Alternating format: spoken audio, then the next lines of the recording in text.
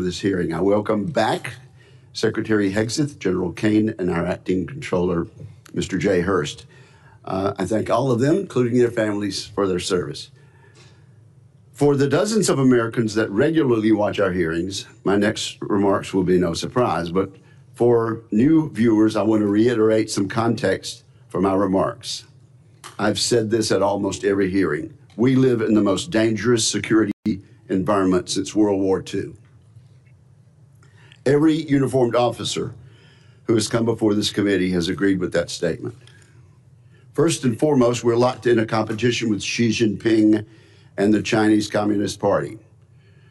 The competition is high stakes, and it is about whether this will be an American-led century or a century defined by authoritarian, autocratic regimes in neighboring countries. The Chinese Communist Party has accelerated its historic military buildup and its predatory economic practices against Americans and countries the world over. Xi Jinping leads not only China, but also an axis of aggressors. This growing alliance cannot be denied. It includes China, Russia, Iran, and North Korea. They're united around this goal: to oppose America's interests and the interests of other like-minded democratic countries across the globe. Vladimir Putin's war of choice in Ukraine has now entered its fifth year. In Putin's objectives, we hear echoes of the imperialistic ambitions of World War II's aggressors, including Adolf Hitler.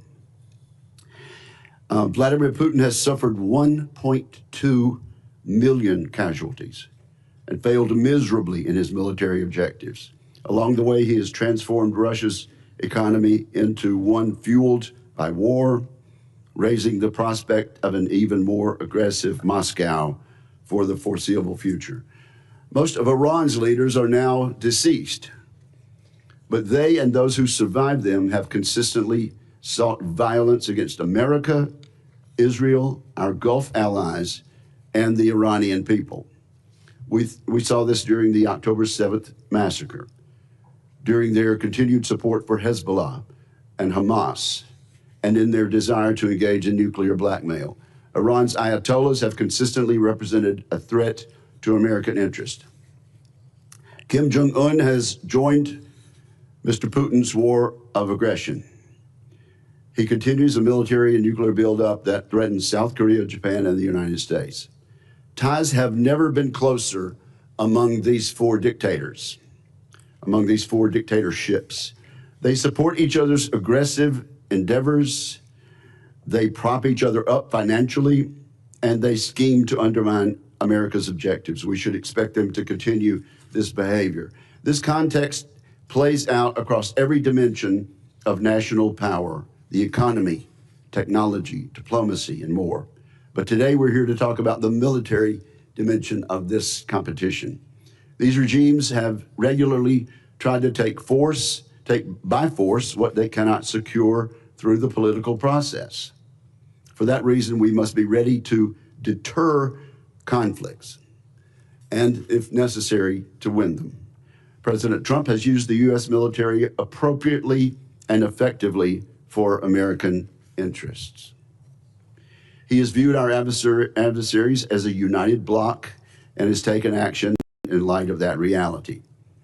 In Operation Absolute Resolve and associated statecraft, the president removed an aspiring dictator off the board and set up Venezuela for a future aligned with democratic interests. In Operation Midnight Hammer, he sought to eliminate the Ayatollah's nuclear program. When the Ayatollah chose to double down, the president launched Operation Epic Fury. In that mission, he has worked to remove the regime's conventional military capabilities and force it back to the table for a permanent solution. While we all mourn the tragic loss of the 14 service members who've lost their lives in this conflict, we do so knowing the world is safer without a nuclear Iran. All of these actions are part of a peace through strength strategy. In this approach, we seek first to avoid war, but we take military action when necessary to achieve U.S. interest. And so, Mr. Secretary, I'm pleased that you are here testifying today in support of President Trump's historic $1.5 trillion defense budget request. That sum will go a long way toward rebuilding our military capabilities for a generation. I should say up front that this may be a long hearing. There's much to discuss. This $1.5 trillion request is chock full of important programs and initiatives that are absolutely necessary to secure American interest in the 21st century. I think this funding underpins and accentuates three comparative advantages the United States possesses over the axis of aggressors. The first comparative advantage America enjoys over our adversaries is that we have the best innovation and industry in the world. So I hope our witnesses today will cover the progress we've made in just the past year rebuilding the American arsenal. Last year, our reconciliation bill, combined with bipartisan appropriation bills, achieved about $1 trillion defense budget. This year's request would represent a near 50% increase. Every penny of it should be money well spent, making down payments on crucial transformational capabilities such as drone warfare, low-cost munitions, and missile defense. Also last year, Congress and the executive branch achieved historic acquisition reforms. Consequently, we're well positioned to make huge gains on efficiency this year and in the years to come, making it much more flexible and a more timely process. I look forward to discussing how we might accelerate implementation of these actions. In particular, I'd like to see the Pentagon do more this year to drive competition in the defense industrial base. Competition absolutely drives better outcomes for our service members and taxpayers. Of course, our people are the final comparative advantage we have over our adversaries. We've enjoyed significant improvements in recruitment and retention, but we need to solidify a merit-based environment that fully cares for our personnel. I commend you, Mr. Secretary, for your efforts over the past year to do just that. That task will never be finished, of course, but we embrace it gladly and we salute the progress. We will always be striving to care for and equip American service members as much as possible. I look forward to more work between this committee and the department this coming year. With that, I turn to my friend and colleague, Ranking Member Jack Reed. Well, thank you very much, Mr. Chairman, and Secretary Hegseth, General Caine, Mr. Hurst, welcome. And please convey my appreciation, all of our appreciation, to our military service members and defense civilians. We owe them our deepest sense of gratitude. Mr. Secretary, this is your first public appearance before this committee in nearly a year. Since your last public testimony, you and President Trump have unwisely taken the United States to war with Iran. You ordered attack on Venezuela and have directed ongoing illegal boat strike campaign in the Caribbean and Pacific.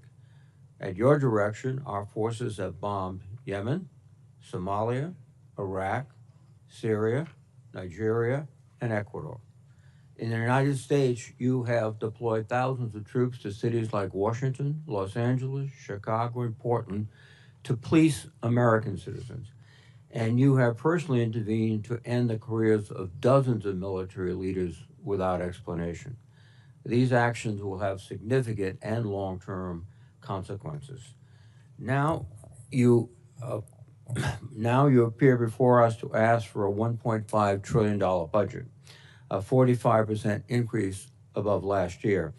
I must say I'm skeptical, and such a request demands intense scrutiny. 61 days ago, President Trump unilaterally began the war in Iran.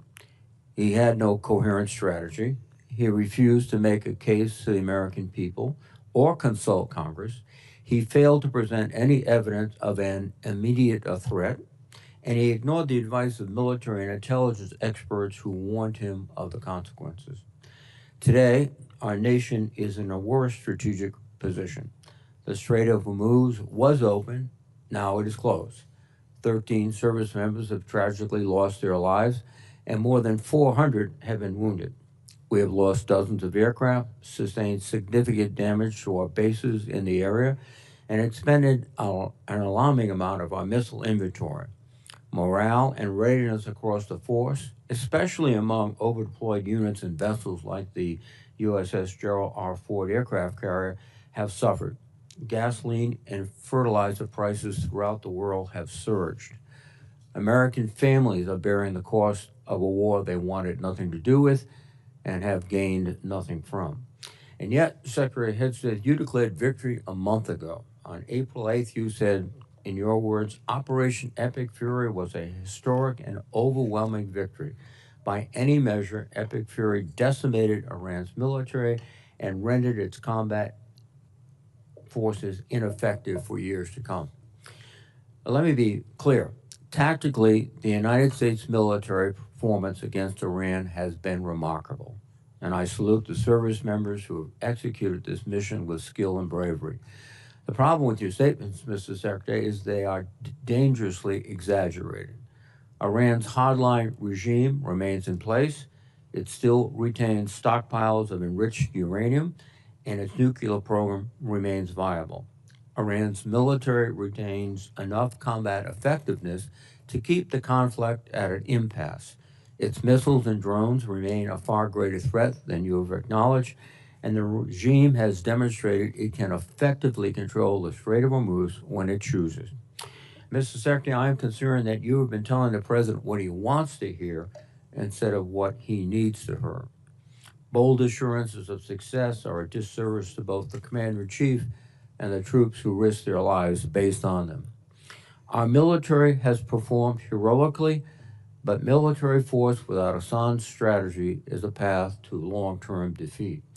I'd like to know what options you are considering now, given the cost from this war and the stalemate President Trump has put us in. More broadly, Mr. Secretary, too often you have made dangerous statements that are counterproductive to the mission. You boasted about, quote, no stupid rules of engagement, just days after hundreds of Iranian schoolgirls were tragically killed in a missile strike.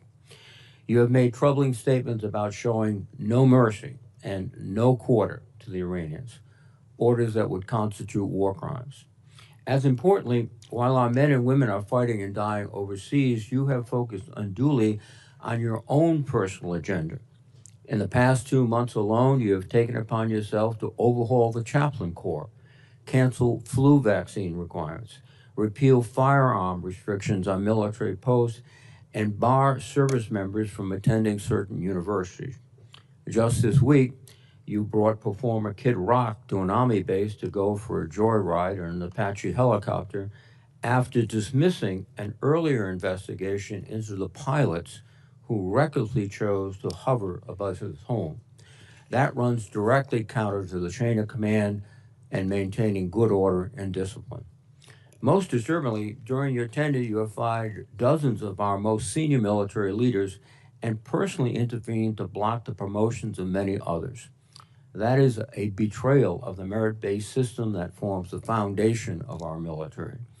You are hollowing out the military's bench of experienced and highest performing senior officers while making young officers wonder if they should continue to serve. My colleagues and I have heard from countless service members throughout the ranks, many of whom will be watching right now, who are confused and disturbed by your actions. Hopefully you can explain them today. Additionally, this committee expects a fulsome update on Operation Southern Spear. This ongoing campaign against suspected drug trafficking boats has resulted in nearly 200 fatalities.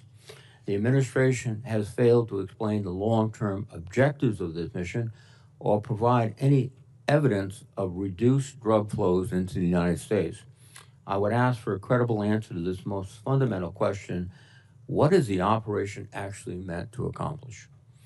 Mr. Secretary, you are here to promote the President's $1.5 trillion defense budget.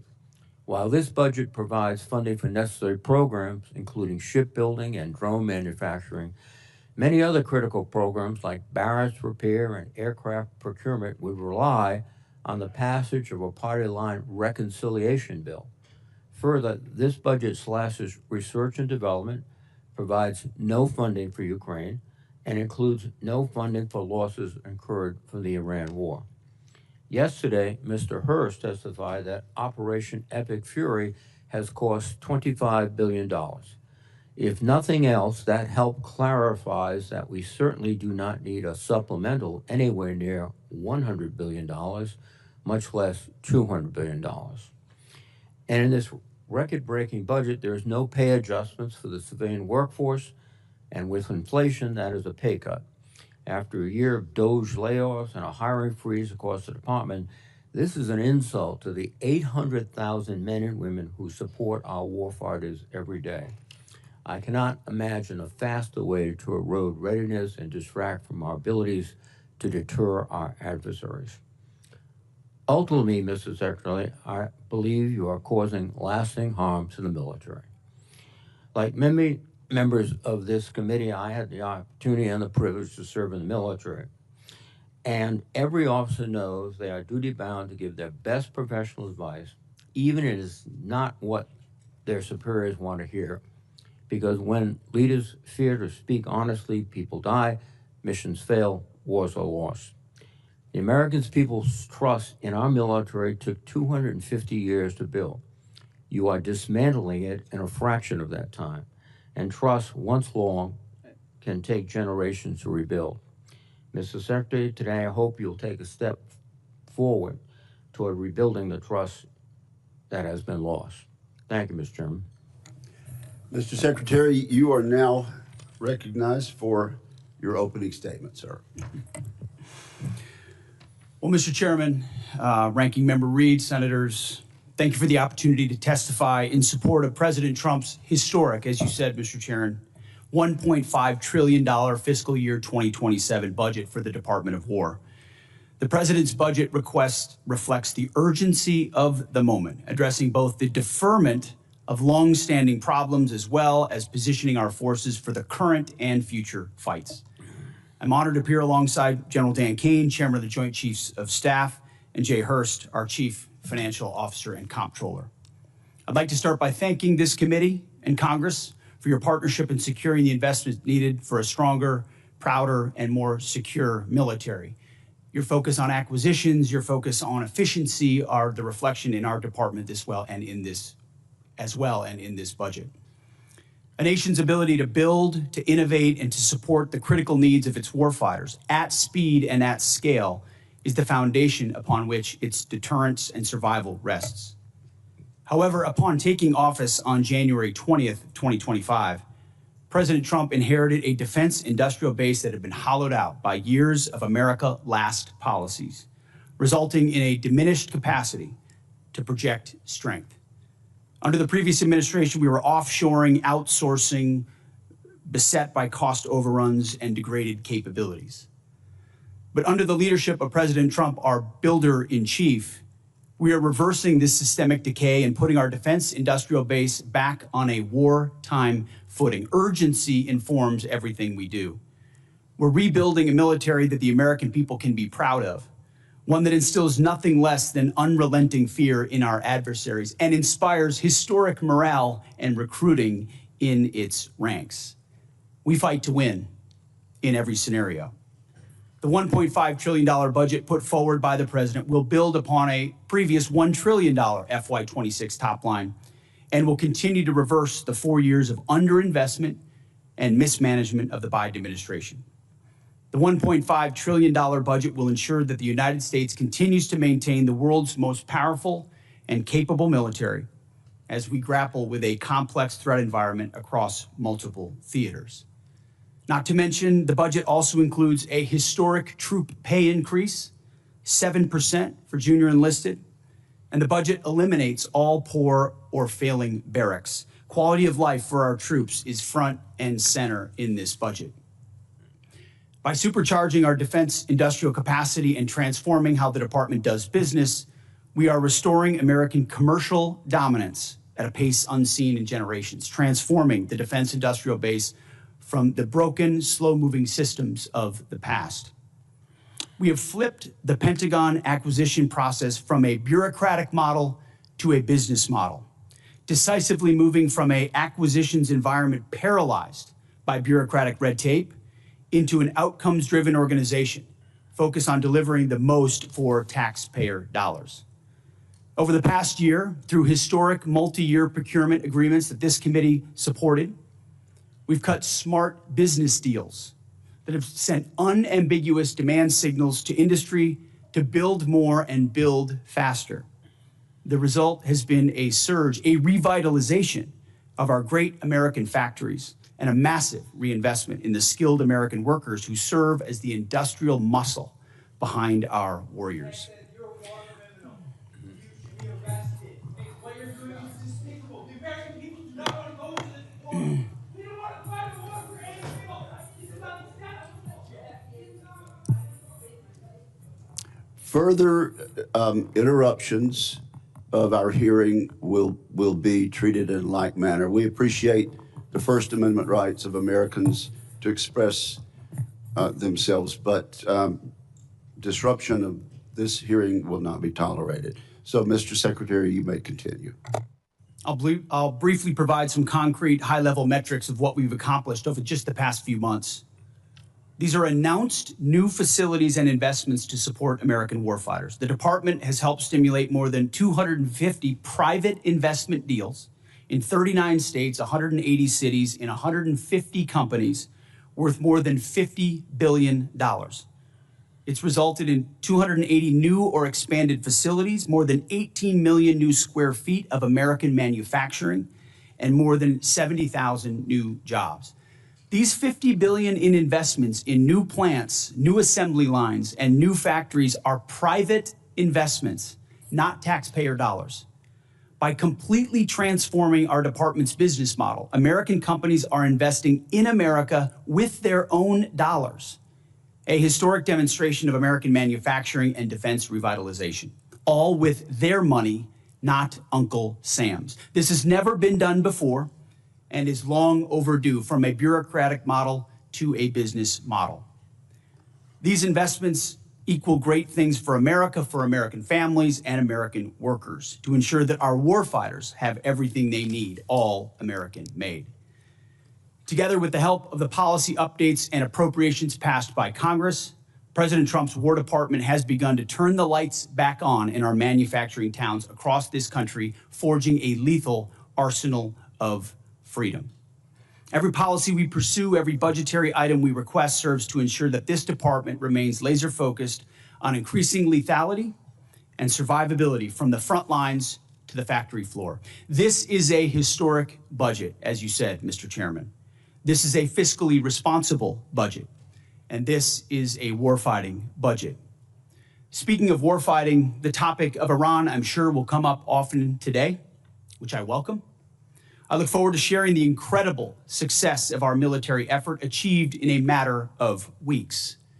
President Trump has the courage, has had, unlike other presidents, to ensure that Iran never gets a nuclear weapon and that their nuclear blackmail never succeeds.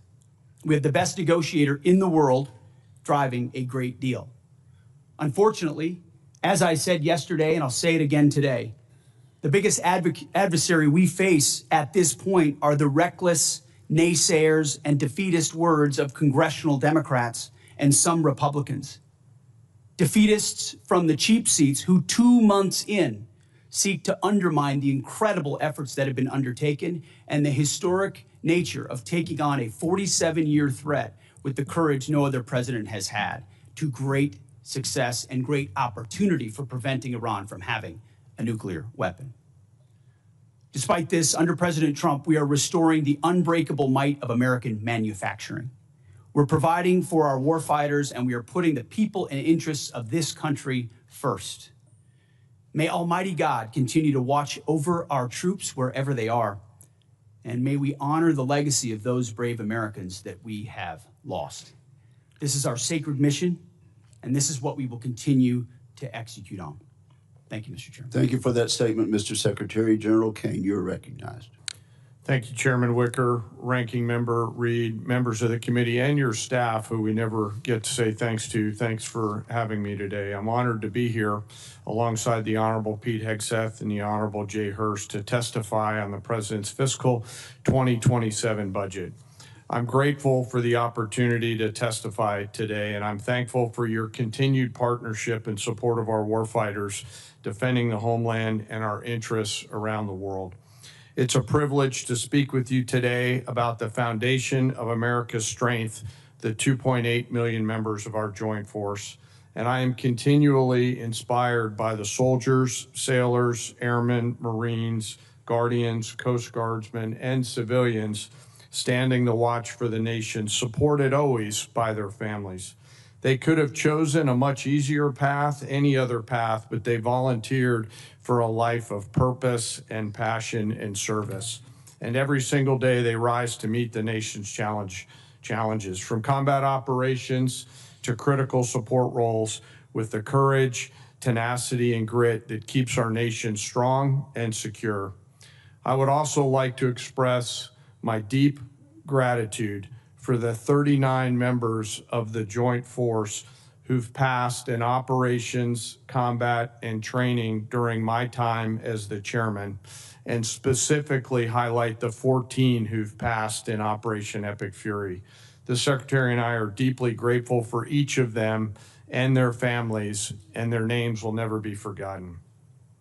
As the chairman, my duty is to ensure our civilian leadership has a comprehensive range of military options and the associated risks required to make the nation's hardest and most complex decisions. I owe the President, the Secretary, and the Congress the truth at every turn. And my blueprint for this role has always been that of General George C. Marshall.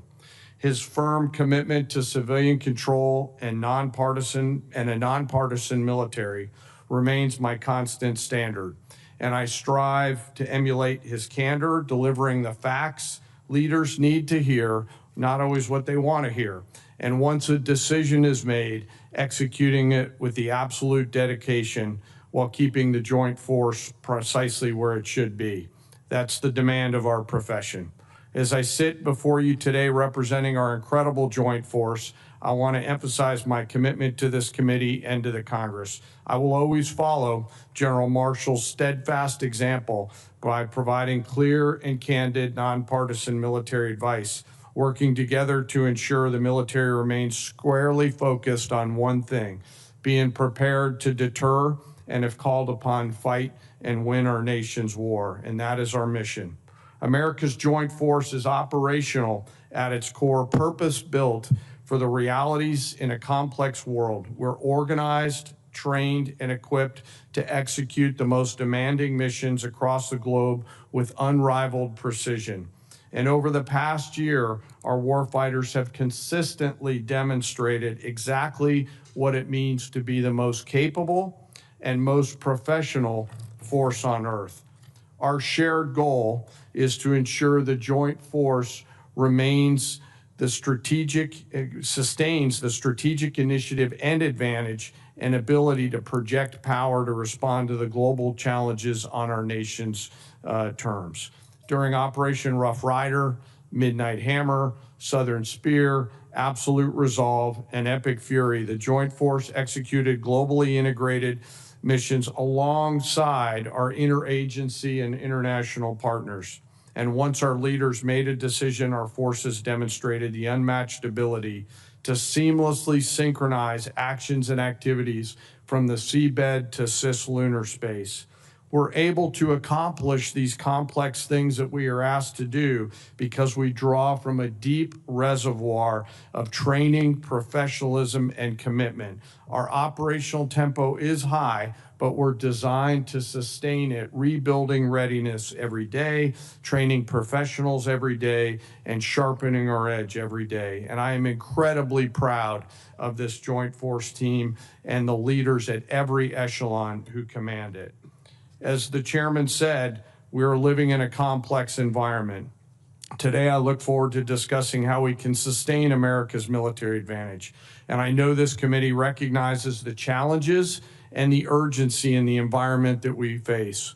We're operating in delicate and dangerous times where risk is scaling, and the complexity of the modern battlefield demands America's constant adaptation, innovation, and partnership with Congress.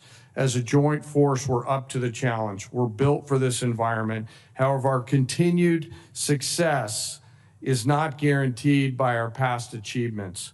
We must continue to be forward-looking and innovate together with the Congress. To drive the pace of change and maintain our superiority requires timely, predictable, and sustained investment. And the resources we're going to discuss today are critical to modernizing the joint force and ensuring whatever threats might emerge, we are prepared to defeat them, to protect our interests and defend the nation and win. This president's budget for 2027 supports the Secretary and the Department's goal of reinvigorating, recharging the defense industrial base and the national industrial base, enhancing our readiness and securing our military advantage to ensure that our warfighters are properly armed, globally integrated, and ready while always taking care of our people. And that is what truly sets America's joint force apart from each other, especially the 1.8 million members, enlisted members of our joint force. It is them, the character, the competence of that force that transforms our capabilities into a decisive advantage.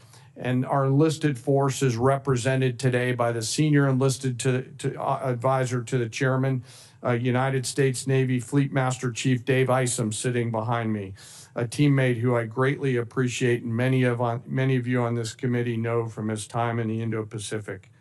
While we face dynamic and dangerous times, I have absolute trust and confidence in the extraordinary men and women within our joint force who every day execute the missions we ask them to quietly and with precision. And coupled with the American spirit to outthink, outcompete, and relentlessly innovate, we will maintain our decisive edge, but doing so requires your continued partnership. We stand ready today to answer the nation's call. I humbly ask that as we're here today in this hearing, we remember those deployed service members who are out there right now doing our nation's work. And may we always remember our fallen and never forget them or their families who continue to show us what courage looks like. Thank you for your enduring support, and I look forward to your questions. Thank you very much, General. We appreciate your service. Let's jump right in. Secretary Hegseth, let's talk about the money from Reconciliation 1.0 last year. There have been some complaints about the speed, but not everything we hear is actually accurate. How much of the $154 billion from Reconciliation has the Pentagon put on contract?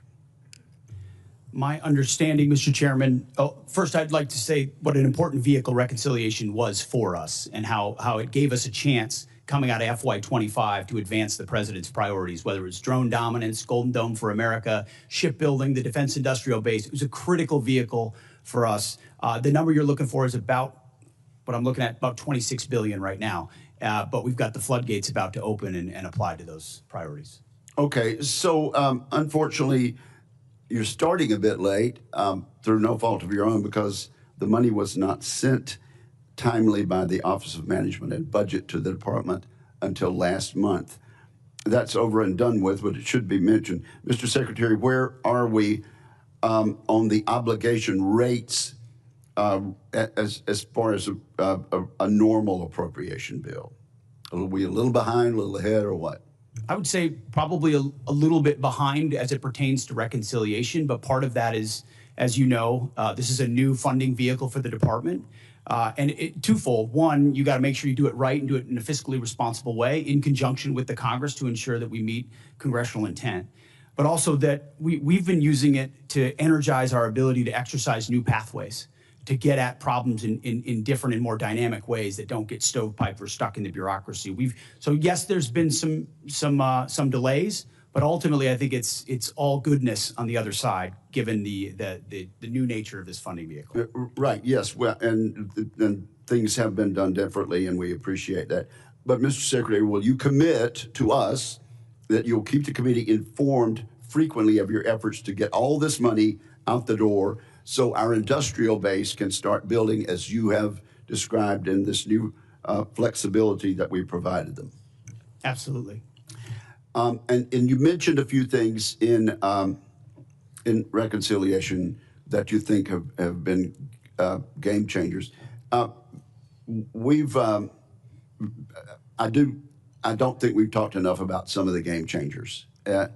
For years, we failed to take action on rebuilding America's drone industrial base and critical mineral supply chains. After last reconciliation bill and the National Defense Authorization Act, we're in a very different position on drones and critical mineral supply chains, are we not? Very much so. Mineral supply chains, drones, we went from JIATA 401 to an autonomous warfare group. We're looking at the concept of a sub-unified command, and you're looking at $54 billion in the FY27 budget dedicated to drone dominance, UAS, counter-UAS, ensuring we can scale not just exquisite drones, but also the attritable ones that are proliferating on the battlefield today. We need to be ahead. Are there any other initiatives from last year's bill that you want to point out? And you only have a minute and a half. The investment in Golden Dome for America, Right. The ability to get running on that, and we are on schedule to deliver capabilities inside this administration. Minerals and shoring up supply chains on minerals. The Office of Strategic Capital, which its ability to loan gives 10x to new entrants into the department. The opportunity to fund things that wouldn't normally meet the threshold for the department, but give them the running room to invest in those capabilities, and we've already seen fruit from that as well. And briefly, General Caine, there's no question that Vladimir Putin's Russia is taking serious action to undermine our efforts for success in Iran. Is there any question about that? Senator, I think there's actions and activities that are mindful of the hearing room we're in, but there's definitely some action there. Thank you very much. Senator Reid, you're recognized. Thank you very much, Mr. Chairman. Mr. Secretary, you recently fired the Army Chief of Staff, General Randy George, who's one of the most distinguished and decorated officers of his generation. General George's nomination came before us. We reviewed it thoroughly, and we concurred. Why did you fire General George? Well, as I did then, and I'll say now, we thank General George for his service. And out of respect to him and other officers, we never talk about the nature of why certain officers are asked to step down. But we all serve at the pleasure of the president. And ultimately, my view in coming into this department, as I stated in my confirmation hearing, was to change the culture of the department. And it's ultimately challenging to change the department, the culture of a department with the same people who are a part of or in that department. So I have made many changes with general officers. We will continue to make changes as necessary with general officers, and they will be in keeping with the trajectory of where we would like to take the department. But it doesn't take away from the service of those. And I think you will note that every officer that's been asked to leave has been treated with respect. Interesting. Of the 24 officers that you have fired for reasons unrelated to performance, since you have not indicated any cause, 60% are black or females. Now, did the president direct you to single out female and black officers to be dismissed? Senator, of course not. And as we've emphasized at this department from the beginning, the only metric is merit. Members on this committee and the previous leadership of this department were focused on social engineering, race and gender in ways that we think were unhealthy for the department, focusing on those things, making decisions based on those things. Okay. In President Trump's War Department, we make decisions based on only one thing, merit. And that's how we've made decisions going forward. That's how we've made them, and that's how we'll make them going forward. Well, let me go back to General George. What did he fail in terms of his lack of merit to continue serving? As I said, I don't talk about the nature of dismissal out of respect for these officers. But ultimately, we want to take the department in a particular direction, certain services in a particular direction, and we want leadership that's running as fast in that direction as possible. And in some cases, we make changes accordingly, but do so out of respect to those officers. Well, I think that direction from your behavior is an intense interest in Christianity, in nationalism, and in not recognizing the talents of women and non-white gentlemen, and that's the wrong direction. I don't know what you're insinuating, Senator, but I am not ashamed of my faith in Jesus Christ. Well, you shouldn't be ashamed. And if you want to shame me for it, go ahead. I'm not shaming you, but are you critical of other faiths? I am a believer. I'm quite open in that, and our department allows for a multitude of faiths. So I don't know what you're suggesting. I've heard the likes of things that people like you suggest to try to smear up my character, and I won't give into it. No. I'm sorry, Mr. Secretary, but broadcasting before the national religious broadcasters stressing the need for more Christianity in the military forces doesn't seem like a neutral position in which you tolerate and accept all religions. Let me move on. The strategic aspects of this operation in Iran.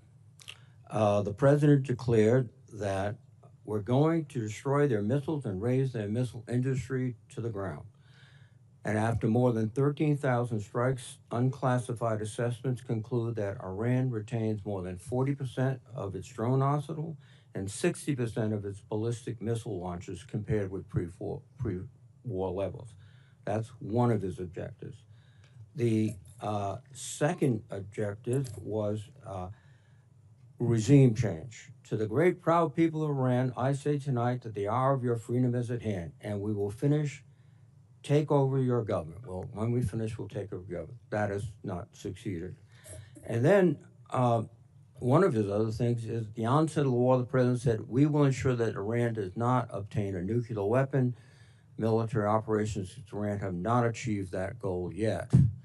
And it also seems to indicate that his pronouncements about Operation Midnight Hammer, obliterating the nuclear policy and structure of the Iranians, was false.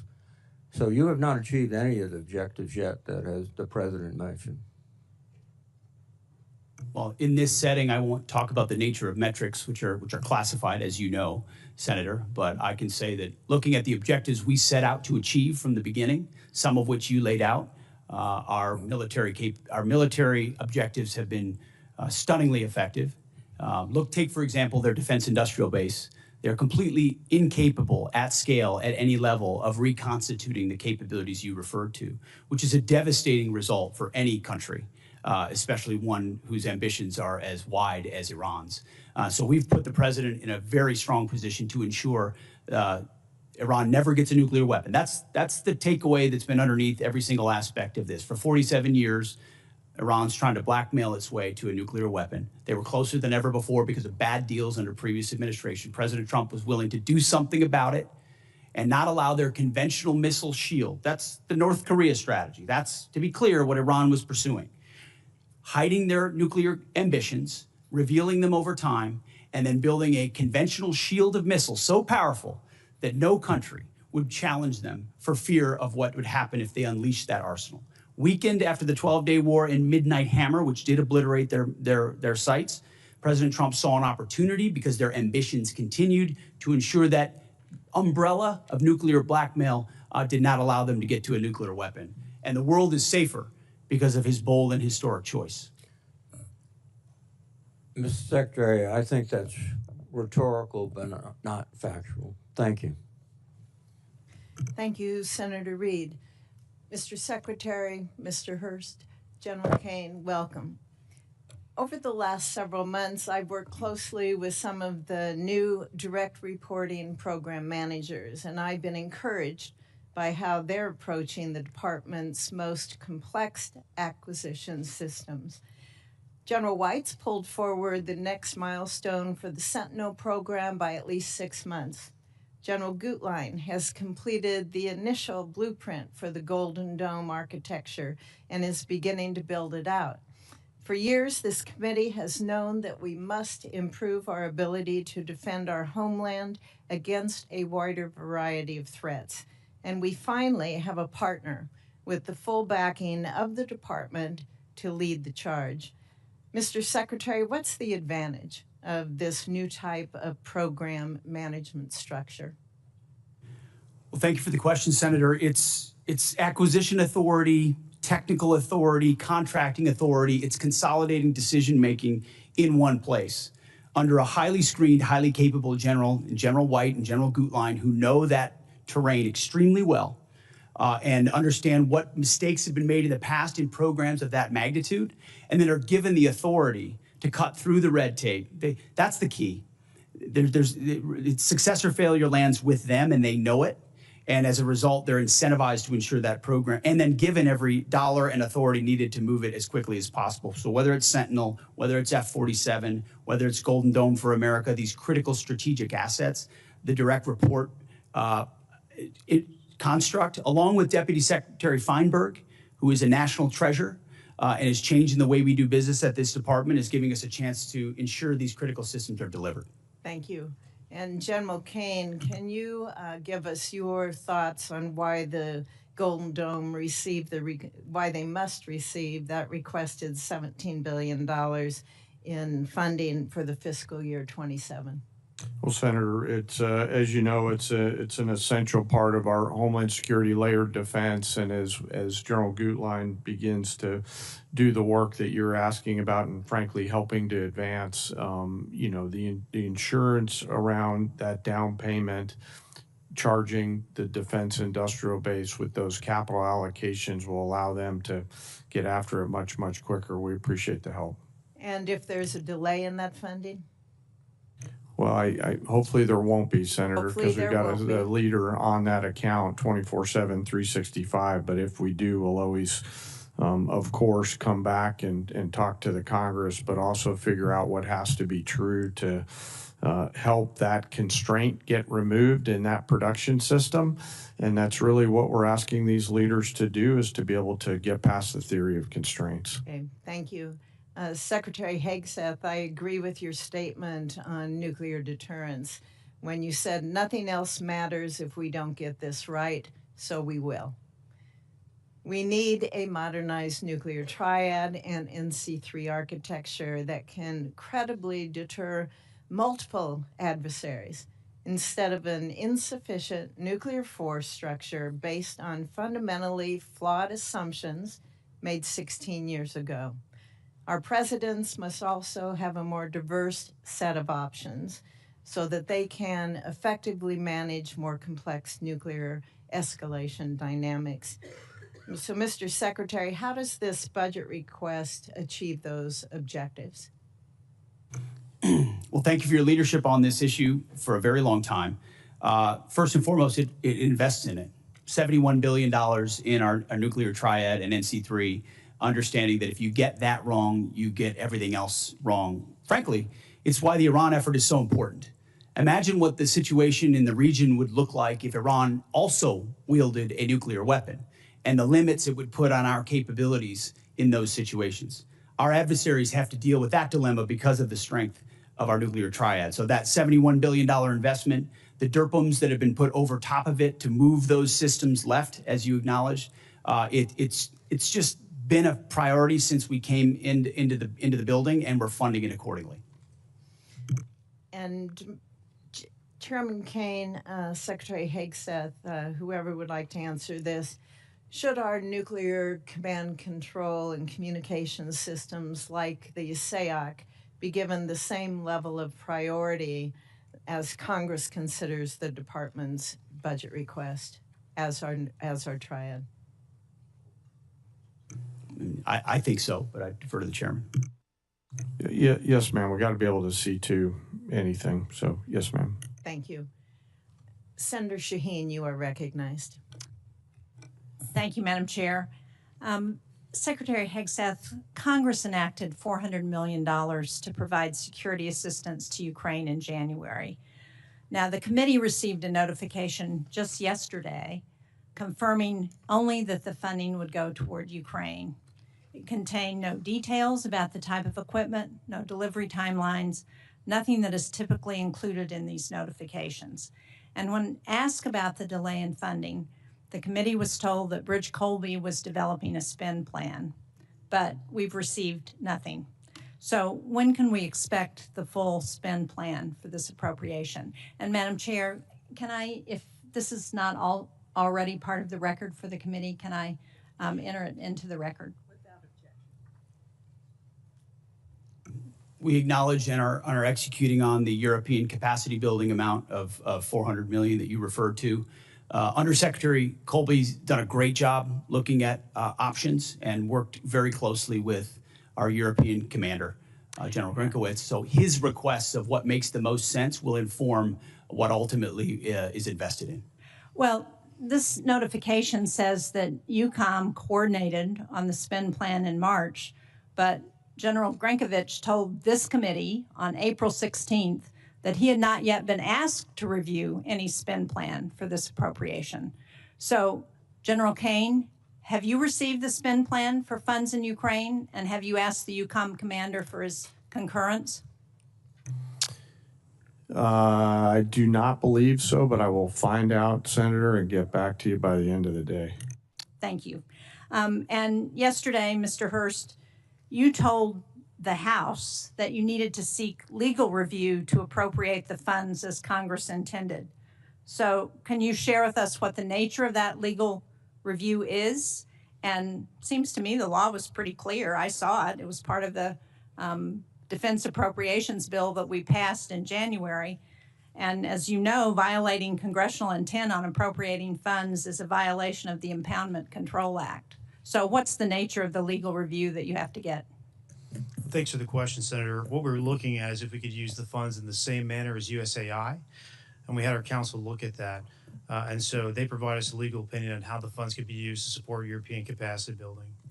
And can you share with this committee what that legal opinion is?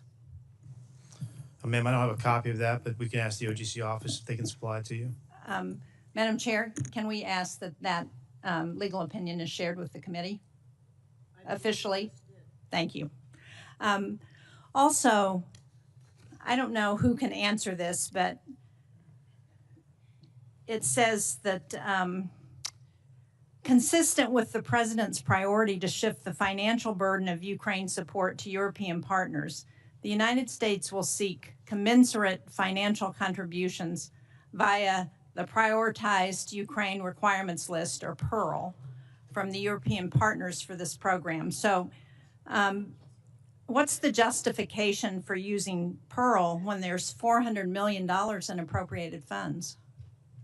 Can somebody answer? PEARL is a reflection of the President's priority and the belief that any weapons that are supplied are paid for by European partners and used as they see fit, whether it's Ukraine or somewhere else. But that was not the intent of Congress in providing that $400 million. As I understand the PEARL program, the Europeans purchase those weapons from the United States and they pay for them.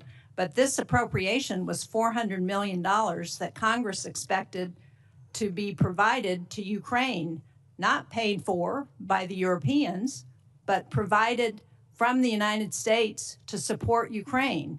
So again, I don't understand what the justification is for using PEARL when that's not the intent that Congress provided. We're following the intent of European capacity building, but at the same time recognizing that wherever PEARL can be utilized so that the Europeans contribute to that fight, per the burden sharing approach that this president takes is important. Congressional intent. And that's what I'm asking you, why you're using PEARL to do something that Congress intended to go directly to Ukraine. Well, we look forward to working with you on that. Can you answer that? What was the legal opinion on this? Did you ask the attorneys if the $400 million could be used for the PEARL program? Let's get back to you. We'll take it for the record, ma'am. Thank you. And what portion of the funding that's committed from the Europeans under PEARL is being used to assist Ukraine rather than restocking our own shelves? Can you answer us that? That's up to Europe. Ultimately, Europe pays for at any weapons that we provide, and they can utilize them as they see fit, whether it's Ukraine or otherwise. Thank you, Senator Thank you. Shaheen. There have been a number of times when our witnesses have stated, both in the closed hearing and up here, that they will get back to us. And we certainly hope that will happen very expeditiously. So thank you very much, and thank you, Senator Shaheen. Senator Cotton. Thank you, gentlemen, for your appearance today. Mr. Secretary, you provided us with a chart here entitled The Arsenal of Freedom, which includes a lot of sites that you visited. My favorite one is down here in South Arkansas, Camden, where you and I had a chance to visit just a couple months ago, highlighting the great work that the people there are doing to help rebuild our arsenal of freedom. Thank you, first off, for being there and for your kind words for the workforce of the people of South Arkansas. Isn't it fair to say that the war in Iran, just like the Ukraine war before it and still today, hasn't caused any challenges with our munitions the way some of our Democratic colleagues would say, but it's exposed a decades-old problem of brittleness and fragility in our defense industrial base before you and General Caine took over, and that we're trying to address right now?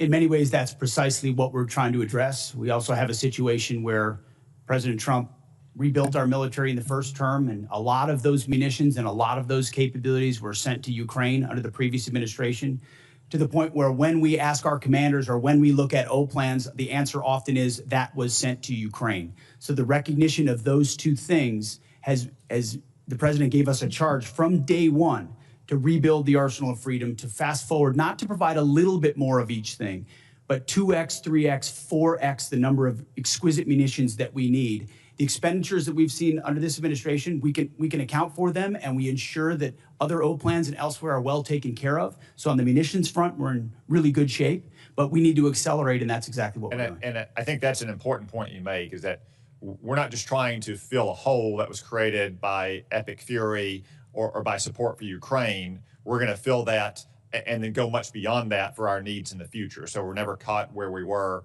over the last several years with these worries about munitions running short. Is that right, Mr. Secretary? That's exactly right. The president has charged up with not just replacing anything, but filling it up, as he might say, to the tippy top, and make sure that the remainder of this term and future presidents have all the munitions they need for any level of contingencies, especially considering the dangerous world we live in. I want to turn now to Operation Epic Fury. It's been a smashing military success. Unfortunately, we have suffered casualties, to include soldiers killed in the line of action. Obviously, our military takes the greatest steps possible to protect our troops, whether they are in action or whether they are on bases in the region. No war, though, is antiseptic. Mr. Secretary, could you explain some of the steps we've taken to try to minimize, to the greatest extent we can, the number of casualties we've taken in the Middle East? First of all, every day we live to ensure that we follow through on the legacy of those who gave everything. So that's front and center for us. But I can also say, and the chairman may want to weigh in, from the beginning of looking at the possibility of this contingency, setting the defense and ensuring that Admiral Cooper and everyone throughout CENTCOM had every possible measure they could to ensure that our troops are protected and force protection was maximized was the top priority. Moving assets to the region, we integrated our air defenses with local Gulf countries to ensure our shot doctrine was maximized, whether it's ballistic missiles or on drones, flowing in the most recent capabilities to ensure we can intercept drones, moving troops off the X. I think what people mostly don't know is that a massive effort was undertaken before this conflict to move as many humans off of targets to other places and maintain operational security about where they might be to minimize the space with which Iran could hit. We always knew something getting through was a tragic possibility. But I can assure you, from our perspective, that was priority number one, as it was Admiral Cooper's, to ensure that fortification and missile defenses were right there when we went on offense if we had to. General Caine, do you have anything to add? Well, in addition to just, again, mourning our fallen from the 103rd. What I'll add to the Secretary's comments is after every tragic loss, commanders at every echelon within our joint force are going to go back and look at what was our plan and what lessons we can learn from this so that we protect and defend our soldiers, sailors, and other members of the joint force the next time. Thank you. And I know you do, and I just wanted to give you the opportunity to speak to what you've done to try to prevent casualties and minimize them. Obviously, again, no war is antiseptic. One final question. I understand you've been accused of lying to the president. Mr. Hegseth, have you lied to the president at all about what's happening in Iran or Epic Fury? No, only tell the truth to the president. General Caine, have you lied to the president about what's happening in Iran or Operation Epic Fury? Never. I suspected that would be your answer, but since you were accused of it and deep staters are leaking to the media about it as well, I just wanted to give you a chance to answer on the record that, of course, you've always given the president a completely accurate picture of what's happening. Thank you, gentlemen. Thank you very much, Senator Cotton. Senator Gillibrand and then Senator Rounds. Thank you, gentlemen, for appearing before this committee, and thank you for the closed session prior to this. I don't know if you fully appreciate how much the American people do not support this war. It is an unauthorized war. Normally, when you come to Congress, it's a way for the American people to be part of that discussion. The American people, particularly in my state of New York, are upset for a lot of reasons.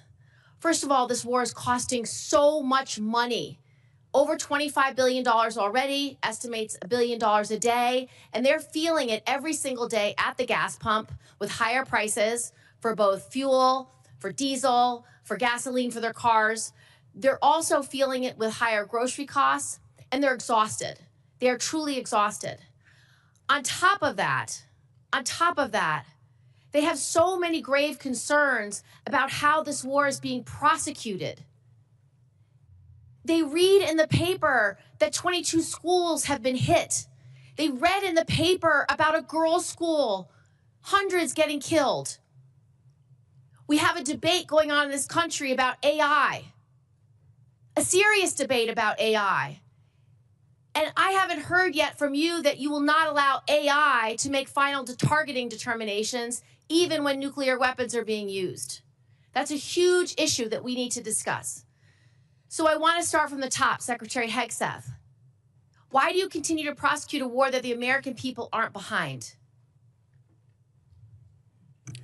First of all, I appreciate the opportunity for that closed session where we had a, unsurprisingly, very different discussion than we have here with the cameras on. We support this. Because my job is to represent New Yorkers, and I can tell you, when I talk to them all across my state, they are furious, and they expect me to explain to them why they are furious. And Senator, when I talk to Americans, and especially when I talk to the troops, they are grateful for a president who has the courage to take on this threat after 47 years of what Iran has done, targeting and killing Americans, and what it would mean to the world if Iran's nuclear ambitions were actually achieved. So the question I would ask to you and to others is, what is the cost of a nuclear-armed Iran? What is the cost to the American people if the world's most dangerous regime has a nuclear weapon? But the truth is, they don't want war coming to this shore. And when you do a decapitation operation, the likelihood is going to be exchanged in the United States. There's no evidence that we are safer because of this war. We did not have any evidence that Iran intended to imminently attack this country in any way, shape, or form. So I disagree with your assessment that we are under threat. Do you not believe them when they say death to America? Listen, our adversaries use rhetoric all the time. What I'm concerned about is we are not safer, and I would just like to know why you have not sought the support of the American people, and 3 out of 5 Americans are against this war today. I believe we do have the support of the American people, and we have briefed regularly what this mission looks like and why it's critically important that we undertake it. And I would remind you and this group that we're 2 months in to an effort.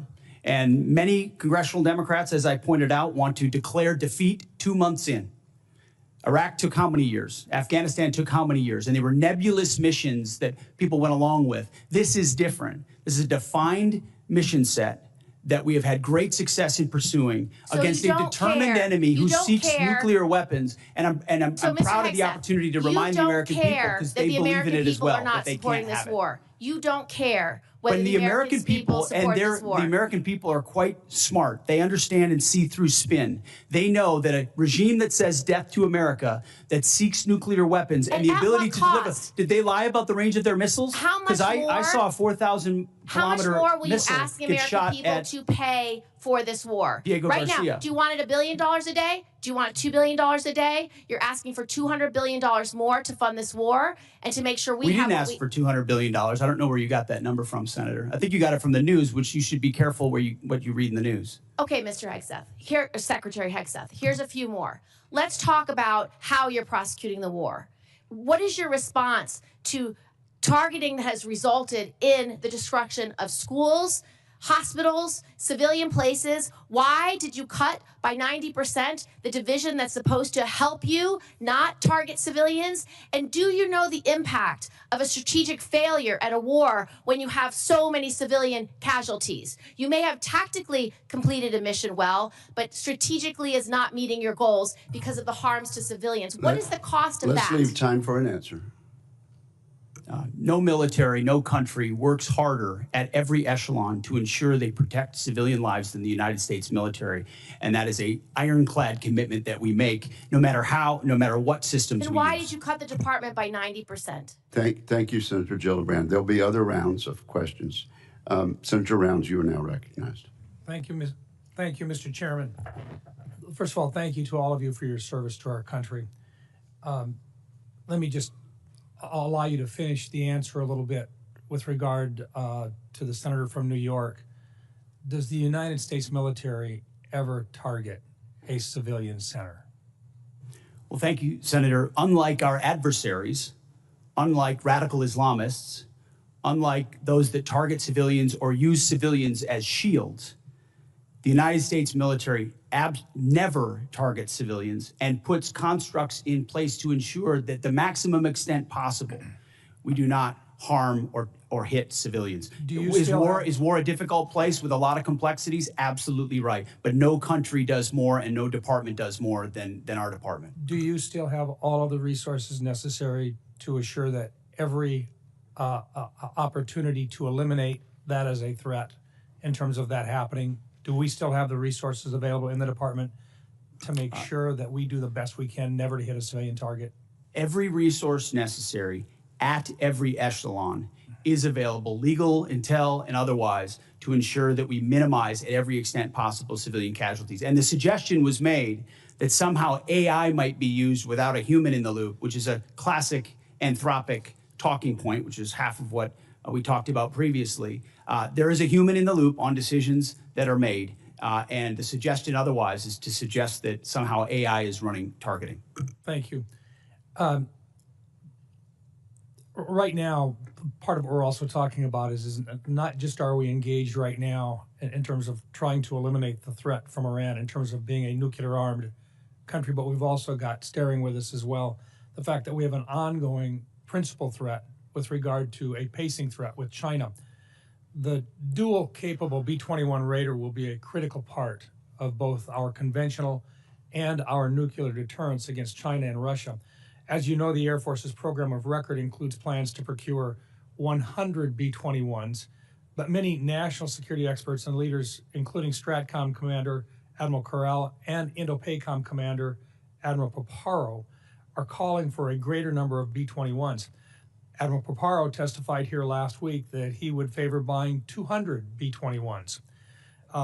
Secretary Hegseth and Chairman Caine, could you speak to the progress and the importance of the B-21 program, and if you agree with the growing sentiment that the U.S. needs to revisit the B-21 program of record and assess the requirement for at least 200 B-21s to match the global threat? Would you speak just to exactly what that would mean and what the probability of that is? Thank you for the question, and I appreciate the fact that you're listening to and hearing from combatant commanders, because that's who we listen to as well, who are looking at the operational plans and what would be required to ensure we deter and, if necessary, defeat. Assets like the B-21 or the F-47 are critical to that. That's why we're funding them and increasing the funding, and where necessary would increase the allocation. And I think you see a budget that reflects the reality that we have to invest in more capabilities, to include the B-21. which is ahead of schedule, and we will be funding to the tune of $6 billion, and we believe will require a lot more, over 100 in the future. But I'll defer to the chairman. Hey, sir, thank you for the question. Working through the JROC and the vice chiefs, I'll absolutely stack hands around assessing the requirement, and we're glad to see B-21 on the flight path, no pun intended, that it's on through operational testing.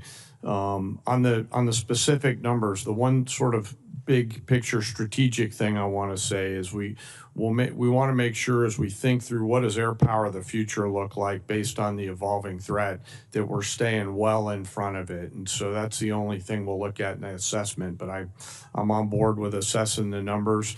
I want to make sure we're buying ahead of the technology development curve so that we give all those young warfighters out there the capabilities that we need well into the future. Is there any question at all that we're going to need more than 100 B-21s? I want to go back. Here's how I'll look at it, Senator. I want to go back and look at the O plans right now that we have to make sure that we allocate those numbers. So I don't believe so, but I do want to take the due diligence time, if you'll allow me to look at that, Senator. Good. I appreciate the opportunity to visit with you and to clarify Yes, sir. Absolutely. what that number should look like in the near future. Yes, sir. Thank you. Thank you very much, Senator Brown. Senator Blumenthal. Thank you, Mr. Chairman. Thank you for being here today. I want to talk about the costs of war. The costs of war include caring for our veterans. We've had an estimate from Mr. Hurst yesterday that the costs to date in dollars for this war has been $25 billion, which I believe is well below the actual cost based on everything that I've heard, everything available to us in various kinds of settings, and I'm going to ask for a more accurate assessment. But we also know that about 400 service members have been wounded as a result of this war. When they retire, when they come home, their retirement pay will be docked dollar for dollar for every disability benefit dollar they receive. Secretary Hegseth, I'd like your commitment that you will support the Major Richard Starr Act that will eliminate this wounded warrior tax. I'm sure you're familiar with it. Tens of thousands of servicemen and women now are reduced in their retirement pay literally for every dollar of disability benefits they receive. Well, I appreciate your focus on this issue, and I will tell you you mentioned roughly 400 that have been injured. Thankfully, over 90% are returned to duty. But that doesn't mean they wouldn't have a residual challenge. And we're tracking that at point of injury to ensure that that is noted, even though they're returned to duty. But what I'd like is your commitment that you will support the Major Richard Starr. As I have said in the past to other organizations, we support the Richard Starr Act. Thank you.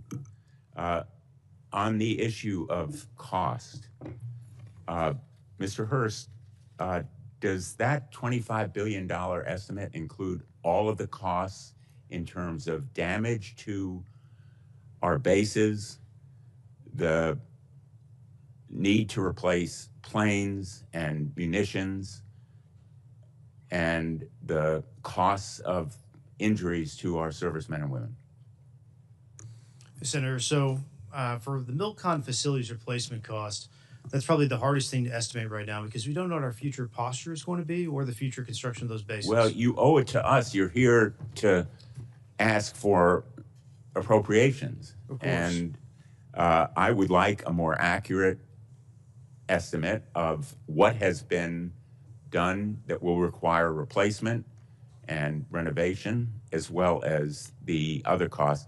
And I think $25 billion is probably less than half, maybe less than a quarter of the total cost of war, which is the reason why the supplemental request is much higher. So I think you owe it to the American people to give us the straight talk about what the costs have been. Mr. Secretary, I know you have characterized this war as an astonishing military success, to use your words yesterday.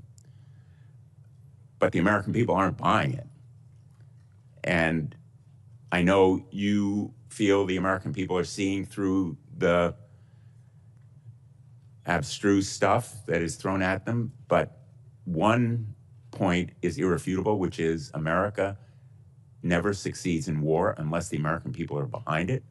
And if what you're seeing as success now is winning, I would hate to see what losing looks like, because none of the shifting and contradictory objectives of the war so far have been achieved.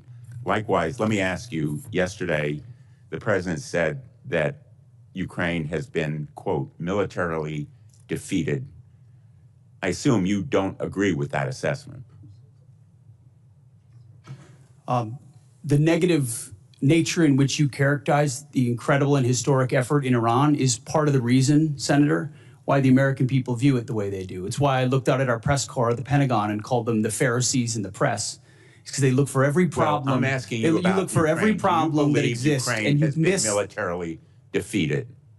You missed the I would plank. submit, based on my 9 trips to Ukraine, that is a false narrative that the president's We are buying 2 from months Vladimir into a Putin. historic military success in Iran, and will you want to call it a dispute it defeat. And it's because defeatist Democrats it like is you the that people cloud the of mind of the Ukraine American who are people fighting and for their would otherwise survival, fully support fight no preventing help Iran from having a nuclear weapon. Administration, and they are bravely fighting our fight. And that is the reason that I'm pursuing the Russian sanctions bill, which is bipartisan, along with Senator Graham, and why I hope we will recognize our obligation to release that $400 million. Thank you. We've appropriated. Thank you, Senator Blumenthal. Senator Ernst. Thank you, Mr. Chair, and thank you, gentlemen, for being here today. Really do appreciate your time to be with us. Before I begin some of my questions, I do want to start with something personal, and both to you, Secretary Hegseth, and to the chairman. I want to thank you both for the time that you take to recognize our fallen and those that have given, of course, during this administration, given their all. You have traveled to Dover and have been there to greet those families and to welcome home the fallen. I've been there with you, and Iowa has been hit in particular very hard. We lost 2 of our Iowa National Guardsmen from the 2nd Brigade Combat Team, 34th Infantry Division. Secretary Hegseth, you know full well the 34th. But we also lost 6 members from the 103rd Sustainment Command Expeditionary based out of Des Moines, Iowa during this current conflict. And again, your presence there meant a lot to the families. It also meant a lot to me. So thank you very much for taking the time to do that. Secretary Hegseth, you and I have had many discussions over the course of many months now regarding general officer positions. And, you know, I believe that we were operating in good faith as we talked through a couple of those in particular, 2 Iowans, General Mingus and General Randy George. I was disappointed to see that their retirements were hastened over what I believed had been set out by you and the administration. So I just want to take the time to list out some of General Randy George's accomplishments as Army Chief of Staff. He pulled the Army out of its worst recruiting crisis since the Vietnam era, exceeding fiscal year 2024 recruiting goals and welcoming more than 61,000 new soldiers. Recruitment numbers that both you and the president talk a lot about, and rightfully so. He cut 5% of general officer positions, 12 positions that were deemed as non-essential in the Army, and he reduced the Army headquarters by 1,000 personnel. He co-authored the Army Transformation Initiative, which is a comprehensive response aligned with your directives, and he testified here in front of Congress and took a lot of heat defending that Army transformation. He was suddenly let go at the beginning of April 2026. General George's merits, which I firmly believe in, he enlisted at the age of 17. He is a West Point graduate. He had 4 combat deployments. He served in Desert Storm, Iraq, and Afghanistan. He had 38 years of honorable service. He achieved the greatest Army recruitment and modernization effort in a generation. So I want to thank him for his service. And I would like to enter into the record, Mr. Chair, the speeches that I did honoring General Randy A. George on his retirement and General James J. Mingus on his retirement as well. Without objection, they'll be admitted. Thank you very much. I'd like to talk a little bit about the audit, Mr. Secretary. I saw the video that you posted this week calling on the department to pass a clean audit, and thank you for doing that. It's something that we talked about during your confirmation hearing. Fiscal responsibility at the department has been a priority of mine for a very long time, and I think it's time that we build on that momentum. It's extremely important. And that's why I'm pushing for my Receipts Act in this year's NDAA. It's focused on improving financial traceability and accountability across the department.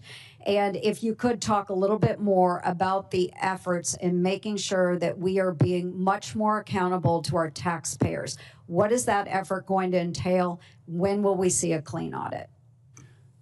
As I said, Senator, thank you for your work on the audit. That has been a priority of our department from day one. And we put in place goals and benchmarks to get to FY28, get to 28 for a clean audit. The Joint Task Force audit, which we announced, was a reflection of even more capabilities we want to push forward and centralize authority to make sure it happens. Jay's been involved from the beginning. We also have a new IG who the new IG's focus, one of his focus points is precisely this, and he's prepared to work with us to ensure we reach it. So I think at every level and through this budget, it's a focus. Okay, thank you. We look forward to seeing a clean audit. Thank you, Mr. Chair. Thank you, Senator Ernst. Senator Hirono. Thank you, Mr. Chairman. Before I begin my questions, I'd like to take a moment to highlight the true costs of this war, both for the military and everyday Americans. And the true cost of the president's illegal war with Iran. And since the start of the war, 14 brave U.S. service members have been killed and more than 400 have been wounded. We've burned through over $25 billion in taxpayer money with no end in sight.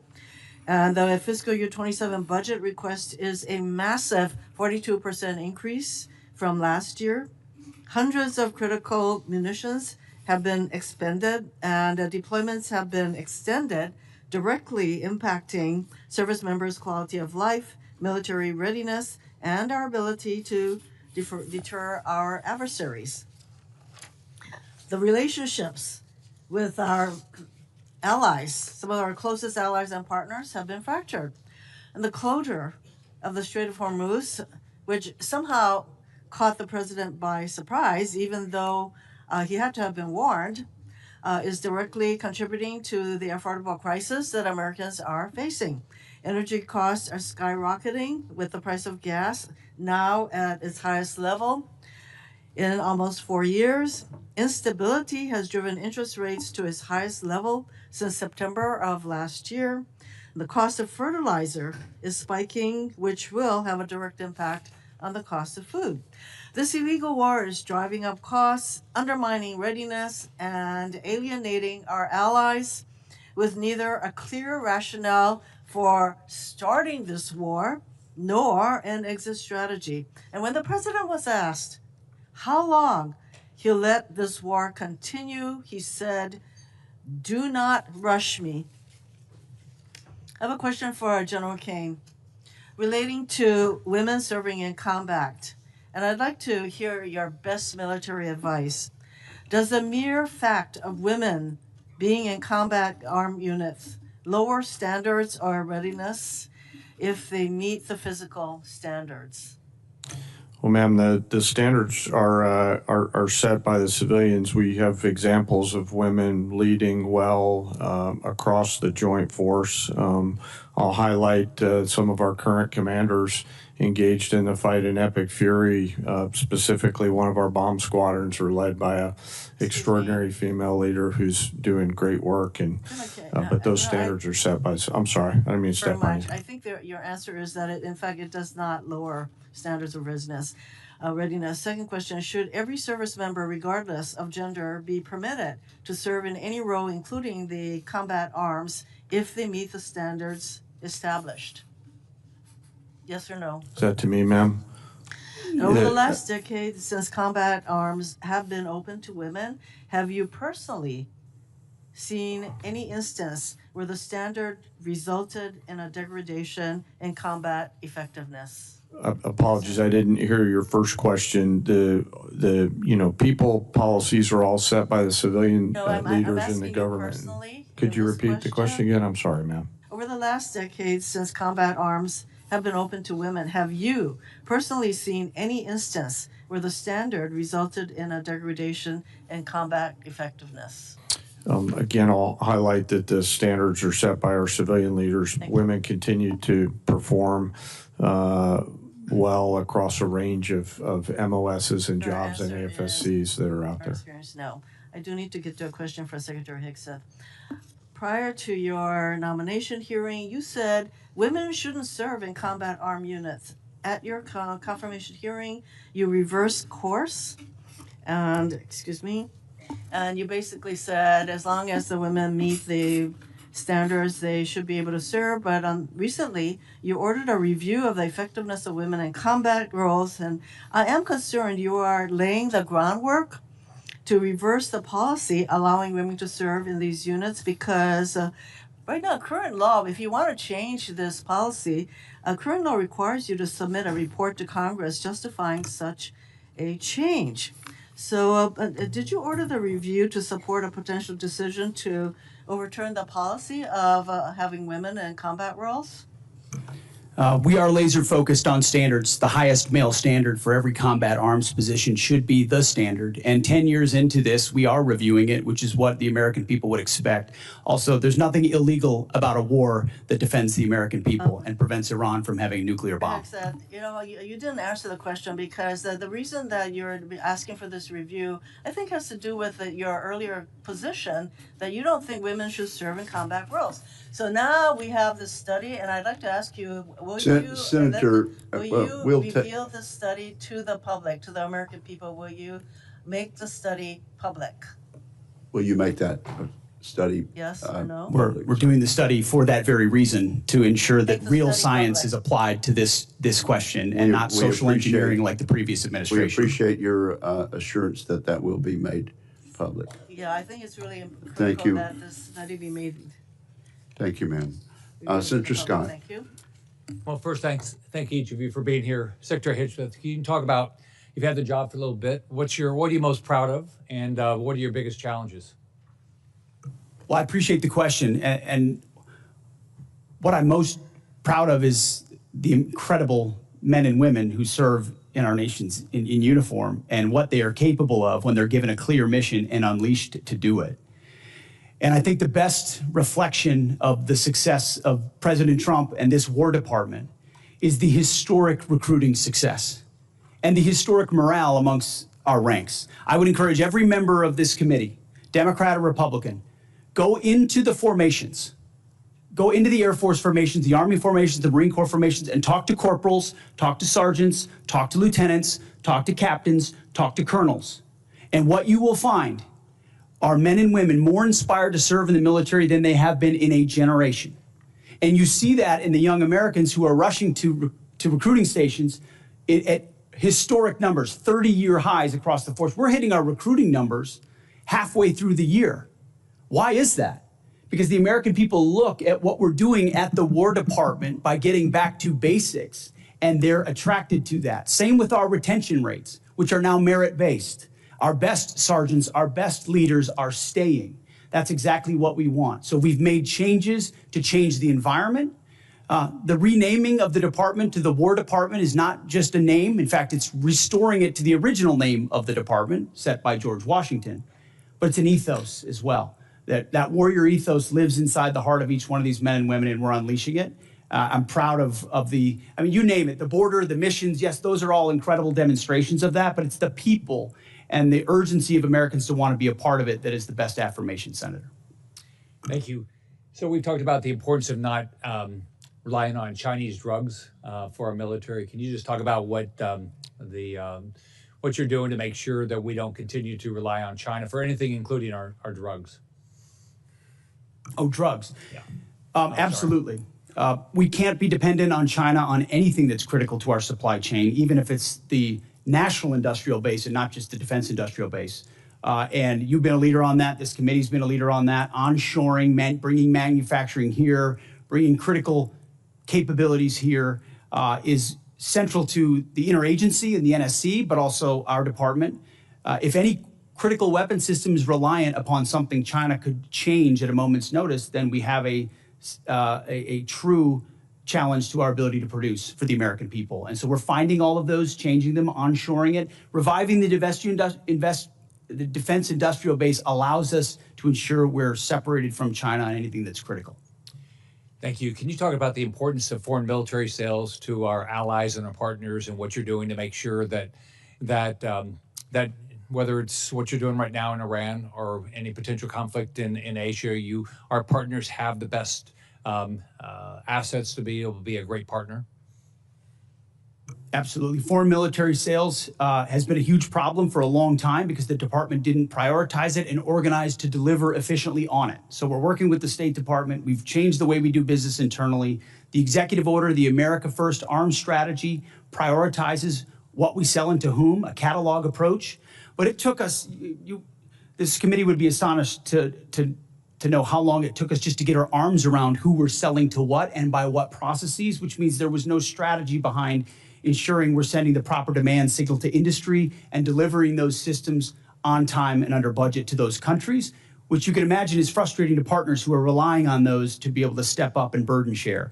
So foreign military sales is critical to our own defense industrial base. More customers for our companies that employ more American workers to ensure our allies are properly armed for the fights and they can stand alongside us. So FMS is a big one for us, Senator. General Caine, I just want to commend you and everybody in the military for what you did in Venezuela and then what you've done in Iran. The willingness of the American military to fight and win, do you think it's changed the calculus for Beijing and Moscow? Well, Senator, I know they're watching, and I'm incredibly proud of the joint force and their ability to integrate and synchronize a range of activities. And I suspect that my counterpart in China is watching very closely and envious of what our joint force is capable of doing if ordered to do so. All right. Well, thank each of you, and thank everybody that serves under you. Thank you, Senator Scott. Senator Caine. Thank you, Mr. Chair. Mr. Hurst, I want you to just confirm something for me about the president's submitted budget. $1.5 trillion is about a 40+% increase from FY26. Am I right that not a penny of that is to go to a pay raise for the 800,000 civilians who work for the Department of Defense? We have 4.2% of a civilian salary set aside for bonuses to make sure we can recognize high performers in the civilian workforce. But you have guaranteed pay raises for the active duty and the Guard and Reserve component, but no guaranteed raises for There are civilians. guaranteed raises for the military, but the last year this department's given out more civilian bonuses. Well, if we're going to increase the defense budget by that much, I would hope the committee would take a look at this. Chairman Caine, man, I like the sound of that, Chairman Caine. General Caine, I want to ask you a question about Southern Spear. It's an operational question. I know from your background that you carefully act to keep military actions within the rules of war. What legal justification could there possibly be that would allow the U.S. military to strike boats in international waters and kill the occupants of those boats without a showing of evidence that there's narcotics on those boats? Well, sir, as you know, our job is to show the range of options, the associated risks, and then take those execution orders, transmit them down to the COCOMs on legally appropriate and legally backstopped actions. Could you give me a legal justification? Well, sir, the execution order, I don't have striking boats that do not have evidence that they're carrying narcotics? I apologize, I didn't mean to interrupt you. I don't have a copy of the order issued to Southcom with me today. It's classified in its own right, which clearly articulates based on a variety of criteria what constitutes a valid military and legally valid target in that theater. And I know, I just want to say I know and trust that our commanders at echelon are rigorously following that legal opinion and those legal boundaries upon which we've been issued those orders. And General Caine, I would encourage again my colleagues. I am at a disadvantage. I've seen the legal opinion, but I can't talk about it because it's classified. I've seen the targeting criteria, but I can't talk about them because they're classified. I've seen the secret list of DTOs against whom we have declared war that even they haven't been informed of, but I can't talk about it because it's classified. But I would urge all of my colleagues to go to the SCIF and read the targeting criteria and get briefed about it, and then also look at all of the files of all the strikes that have taken place. I've done that with the first 46 strikes or so.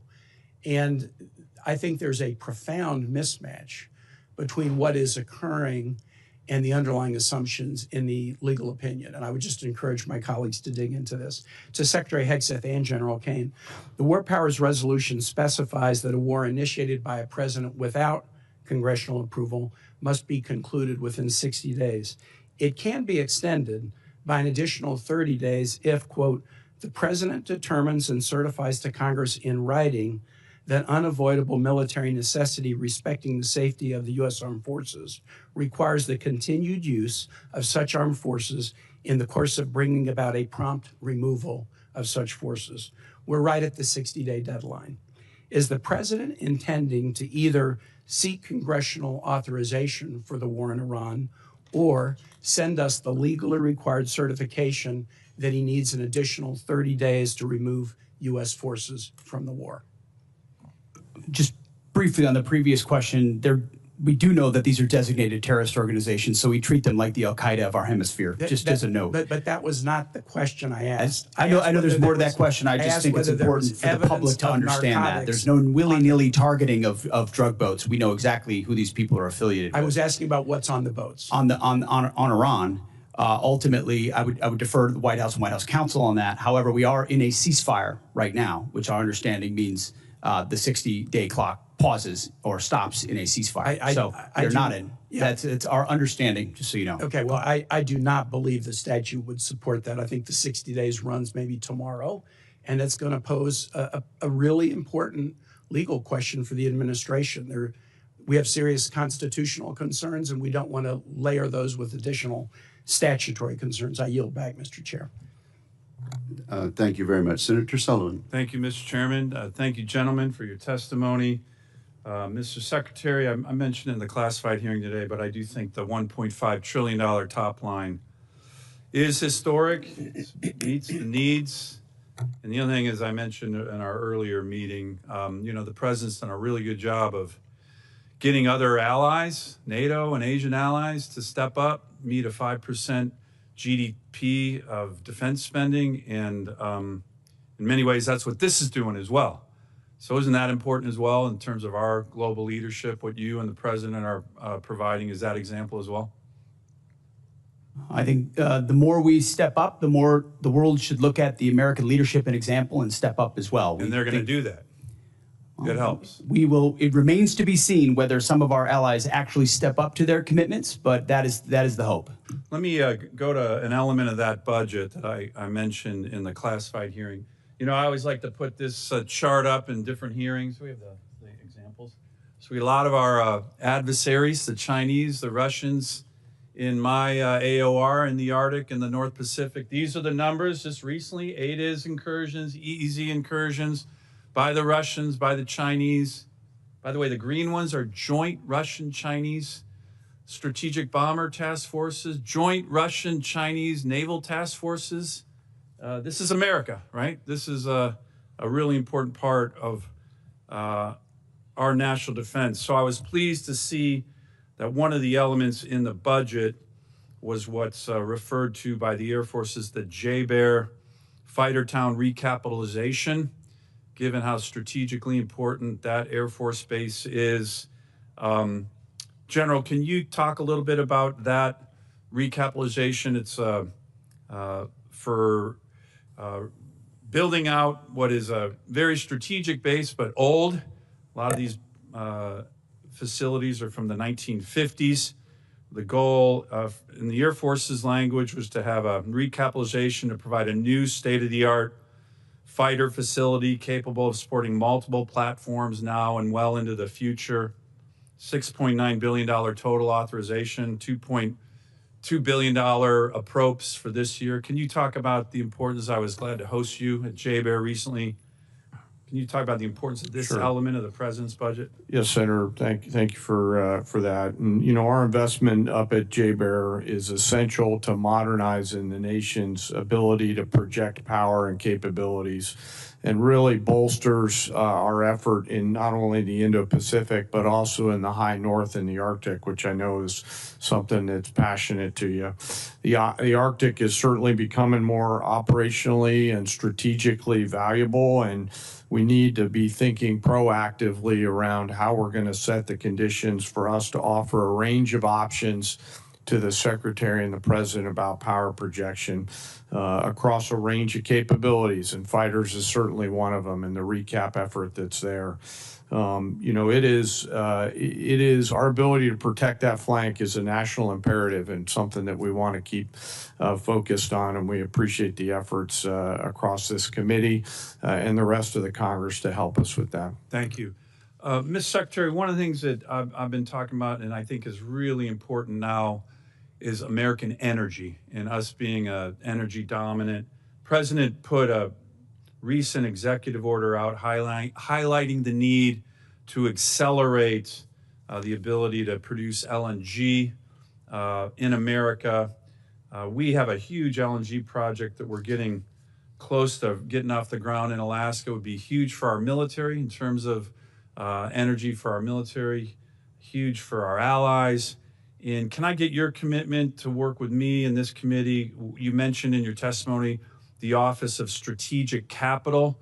This, to me, is one of these projects that I think would be absolutely critical for our national security. We talked about this just in Admiral Paparo's testimony last week. He was talking about the Alaska LNG project as hugely strategic, kind of a private sector, American counter to the Chinese Belt and Road Initiative.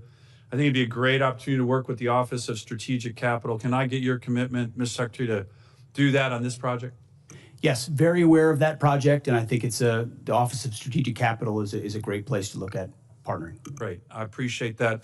Finally, I'm just going to ask, 47 years of war that we've had with Iran. My colleagues on the other side of the aisle, you know, they talk about the civilian casualties. These are all horrible whenever there's any civilian casualties, but just general. Do our forces target civilians ever? Sir, never intentionally, and I don't know in any particular case of unintentional, but we don't do that. That's not core to our American values or how we approach things.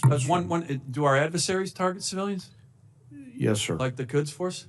Yes, sir. I think it's really important as we keep bringing this topic up to remember who we are and who our adversaries Senator Sullivan. Senator Sullivan, do you ask unanimous consent to have the two exhibits added to the record? Yes, sir, Mr. Chairman. Without objection, that will be done. Senator King. Thank you, Mr. Chairman. We've had a lot of discussion about Iran. I'd like to talk about several other aspects of the budget. The first is the way the budget's been constructed. Ever since I've been here until last year, we've had bipartisan budgets and bipartisan National Defense Authorization Acts, and passed by majorities. I voted for all of them.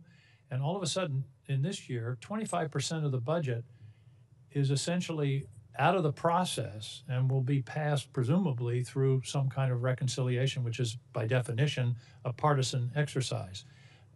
Mr. Secretary, why not all those items of housing or Golden Dome, whatever, why aren't they in the regular budget? Why do we suddenly have a two-part budget where this committee and the Congress generally has oversight and input to a process where a quarter of the budget is essentially a slush fund? Well, Senator, I appreciate the question. I wouldn't characterize a quarter of it as a slush fund, but I recognize that we see it as in totality, as a $1.5 trillion budget. But why the separation? Why the two pieces? Multiple vehicles. As you know, there are multiple dynamics that play into why there are multiple vehicles, but we are fully committed with working to the committee to ensure that the right vehicles are utilized to get precisely this amount, $1.5 trillion. Why should we? You didn't answer my question. Why are there two pieces? Why not? For time immemorial, we've done budgets here. We've never, to my knowledge, we've never used this reconciliation process for a defense budget before. What's going on? Why not my understanding of the reason for the vehicles is to ensure we actually get to 1.5 trillion, which is the most important bottom line. The most important bottom line is that top line of 1.5 trillion to fund what we need, and we think this process is the most effective way to get there, Senator. Well, what you're really saying is we don't want to deal with that pesky Congress and their appropriation process.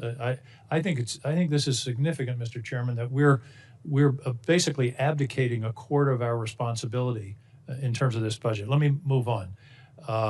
One of the factors of this budget that hasn't gotten any publicity is that there's zero funding for Ukraine. That's correct, isn't it, Mr. Hurst? That's correct. There's no USAI funding in this budget. And there was 400 million that was appropriated last year by a bipartisan, bicameral act of Congress. What's become of that money? My understanding is not a dollar of it has been dispersed. It was released very recently, and again, we got these funds, I believe, in March. And it takes time for funds to flow through the department, but it's going to get put to work very shortly. We're going to work with the UCOM commander to make sure we use these funds in the most appropriate way possible. I didn't want Senator Sullivan to be the only one with an exhibit.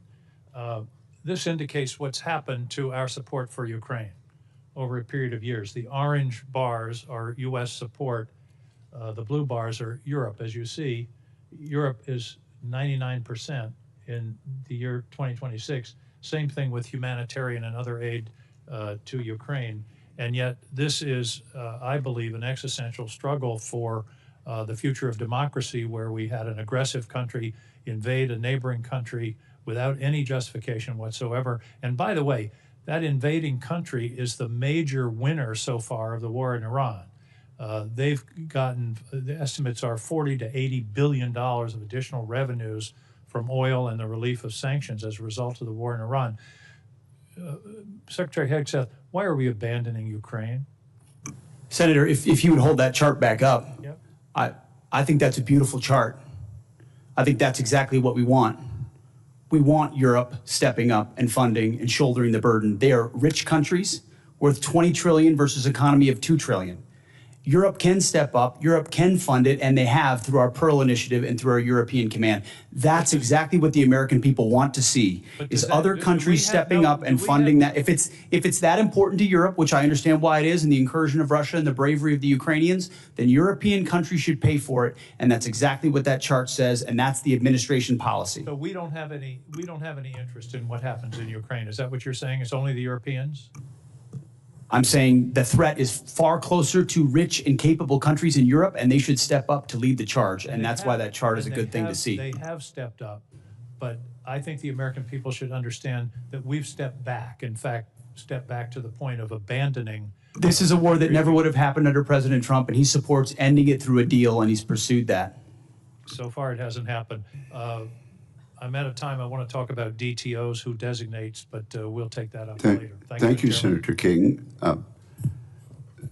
Senator Schmidt. Thank you, Mr. Chairman. And it's apropos that I'm following my friend from Maine. Missouri and Maine came into the Union at the same time, but we couldn't disagree more on this particular point. We may have to separate here. I actually think it's interesting that Ukraine just came up, because we've heard from my colleagues on the other side discussion about the cost of what the ongoing American effort. There was never a discussion about the $200 billion we were sending to a foreign country that's not even in NATO. Never. In fact, when amendments were offered for independent audits of how that money was spent, there was bipartisan opposition to that kind of oversight. So I find it really rich now that there's a complaint that we're not spending money on Ukraine. And by the way, $30 billion for salaries for bureaucrats, pensions and social safety net programs, and government operations to keep the state functioning during wartime. That's where American tax dollars were going, $30 billion for bureaucrats in Ukraine. And we just heard a speech for more money for Ukraine, yet the 1.5 trillion for this country is being balked at. I mean, I've seen Ukraine flags all over this Capitol for 3 years. At the same time, the same people call the President of the United States of this country a Nazi. So forgive me if I feel like we've lost our bearings a little bit. So I'm all for the America First agenda. I'm all for us realigning our priorities. I'm all for the national defense strategies that says our core strategic interests are the homeland, the Western Hemisphere, and the rising threat in China. And that means our European allies should step up. If Vladimir Putin is truly some existential threat and the next Hitler that's going to roll through Europe, you would think, by the way, he can't take Kiev, so you can't have it both ways. He hasn't made it to Kiev, but they would step up. And we better start demanding that, because if we want to meet the challenges of the 21st century and China, our priorities, our focus has to be somewhere else. It doesn't mean abandonment. It just means a true partnership with our European allies, who for a very, very long time have not stepped up. I want to ask you, Mr. Secretary, in your first year, one of the things I think that's really gone towards this morale and recruitment boom that we've seen through your leadership and President Trump was finally taking on the sort of cultural Marxism that had taken hold from the highest levels of leadership, from the President of the United States to your predecessor, this obsession with DEI. Could you just walk through maybe the worst example that you saw and a way that you addressed that and how it was affecting morale? Well, thank you, Senator. First of all, I want to fully associate myself with the first 2.5 minutes of your comments, and I appreciate that perspective very much so. I would note $30 billion for bureaucrats in Ukraine is more than the bill that we've talked about today for a existential and critically important war to ensure that Iran doesn't get a nuclear weapon. That's worth noting. I haven't talked about it as much in these hearings because this is a budget hearing about $1.5 trillion that's historic and significant. But underwriting the change that we've seen at our department was a laser focus on getting back to basics. And the key word to that is merit. We had a department that was obsessed with gender, ideology, and race, diversity, equity, and inclusion. In fact, the mantra you would hear dripping from the lips of generals and with a serious look on their face was, "Our diversity is our strength," which is the single dumbest phrase in military history. Of course, our diversity is not our strength. Our unity is our strength, our shared purpose, the flag we wear, and the Constitution we serve to defend. And when you clear that debris away, whether it's Marxist ideologies or social engineering or political correctness or quotas based on gender and diversity, you get the best of the best rising up, regardless of gender, regardless of race, motivated by that environment where merit reigns. It's accountability, standards, lethality, readiness, training, all the debris wiped away. That is the secret sauce of the revival of the War Department and why Americans are attracted to serving in it and why those inside it, why morale is sky high. And any insinuation that it is not are coming from folks who haven't been in our units recently. Go visit the troops at every level, and their morale is at record levels. And I want to talk about morale with the 15 seconds that I have left. I want to thank you for coming to St. Louis for your Arsenal of Freedom tour, where the next generation aircraft, the F-47, is being built by the hardworking men and women of Missouri who take a tremendous amount of pride for that aircraft that's going to go further, see further, go faster, have a bigger payload. And I know there's another decision coming with the FA-XX, but really appreciate your leadership, and thanks for coming. Thank you, Senator. Thank you, Senator Schmidt. Senator King, do you wish to ask unanimous consent to include your exhibit in the record? Yes, please. Without objection, that will be done. Senator Warren. Thank you, Mr. Chairman. So Americans are paying a high price for Donald Trump's war with Iran. We've got 14 service members who are dead, over 400 more who are wounded.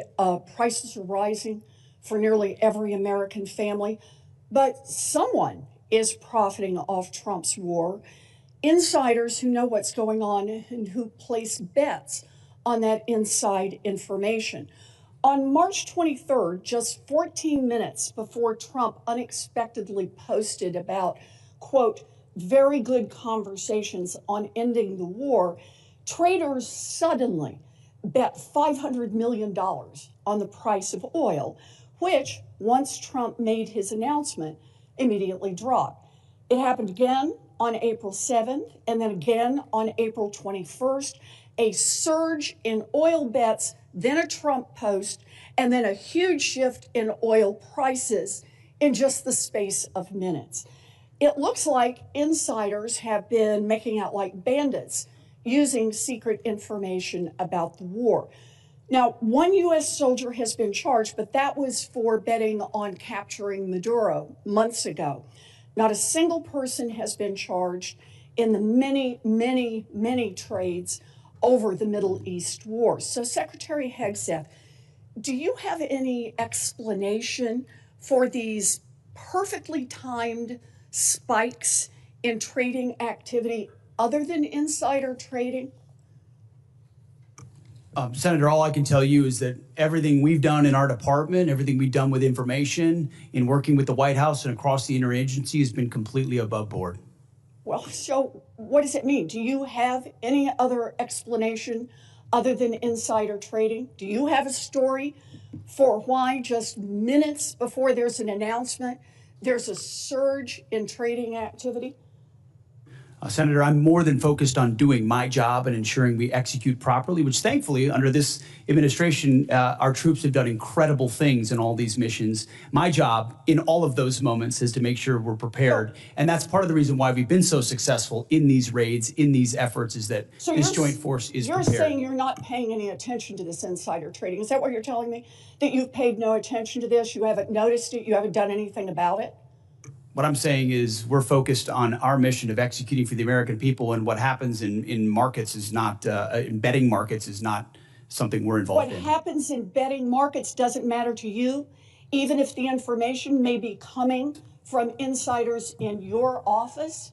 Senator, it's not something we're involved in at all. And of course, we take operational security at every level very seriously. In fact, no one's taken operational security more seriously than us. If you look at what it required to keep secret Midnight Hammer and Operation Maduro, the absolute resolve with Maduro, and the steps we've taken, no one's been tighter about ensuring that operational security is steps ensured. To deal with insider trading out of your office? I mean, we would ensure at every level that inside information is I take that as a no. properly safeguarded. All right. Well, obviously you're not.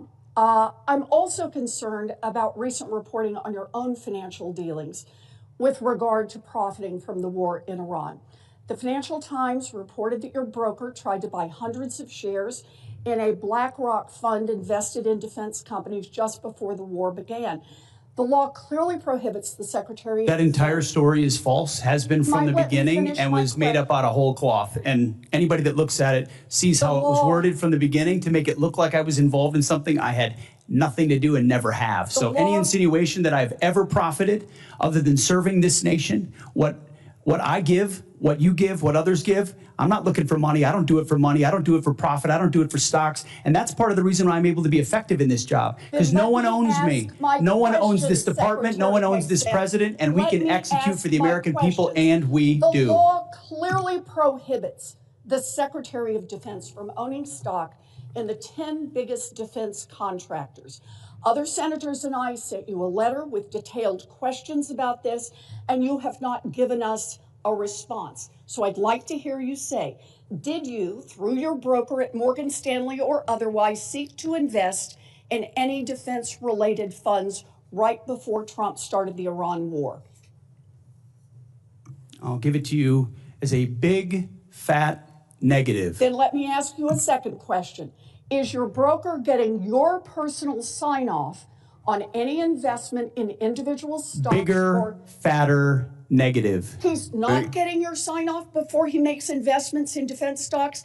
Can I refer you to your I'm not making investments, agreement? Senator. I am asking, does he know that he has to get your sign-off before he does that? Of course. The time I don't know what you're looking for, but you ain't going to find it. Thank you. Thank you, Senator. I would like to enter into the record the ethics agreement that the Secretary of Defense has signed, that he will sign off personally before his broker makes any attempt to buy defense stocks? Is there objection? Thank you. Without objection, it will be admitted.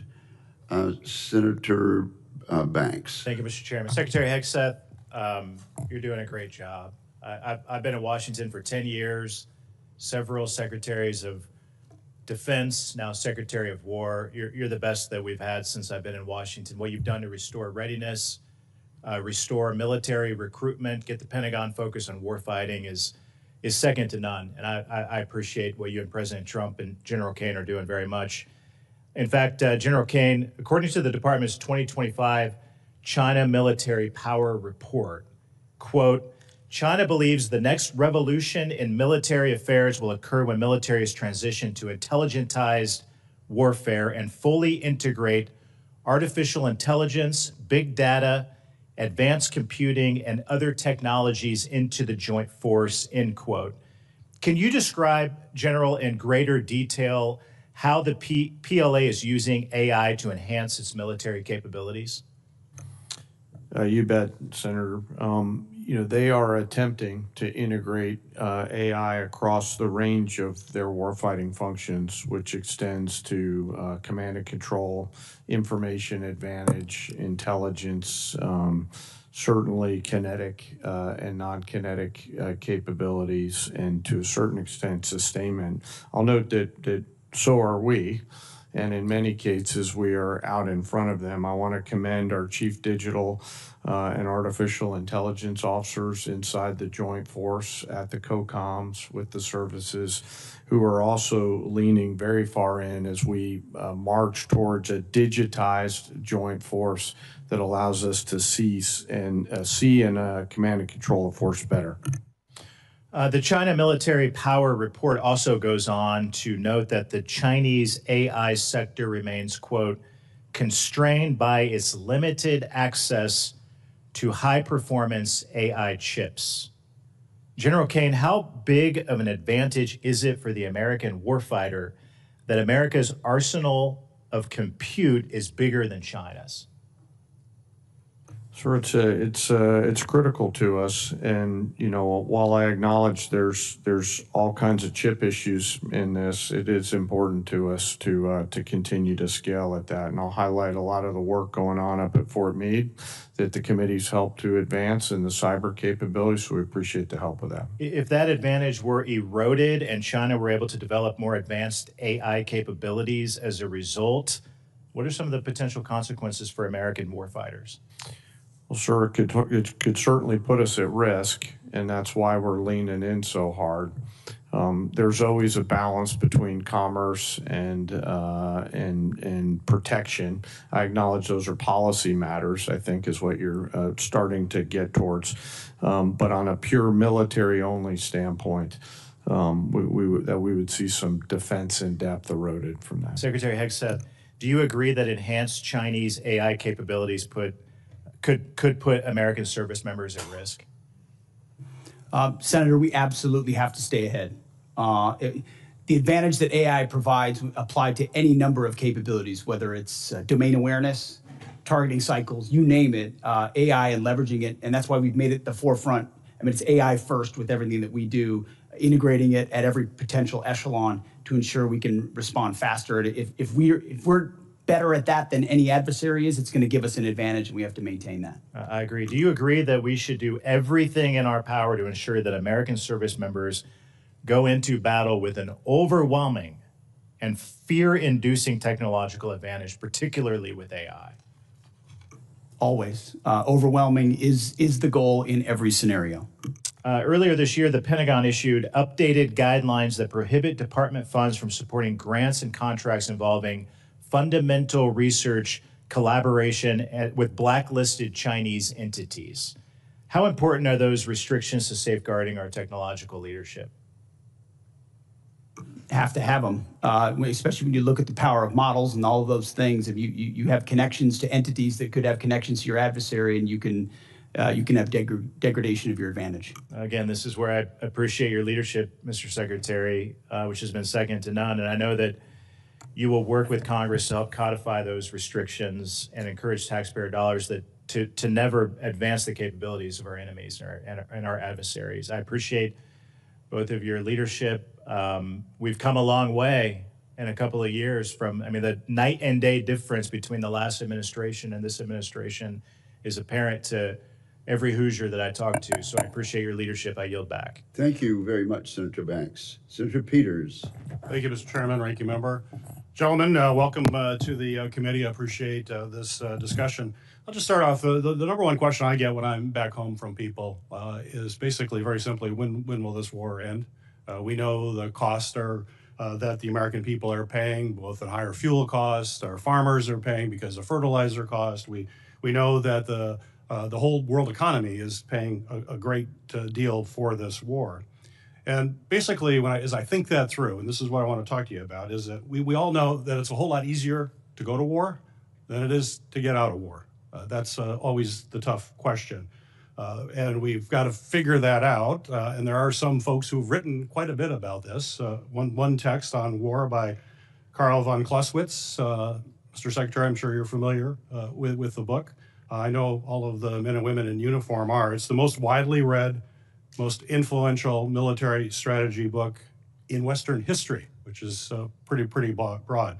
And it is the core curriculum that is read in all the war colleges. I read it when I was at the Navy War College taking courses. It's part of what the U.S. military thinks about when to go to war and then how to get out of the war.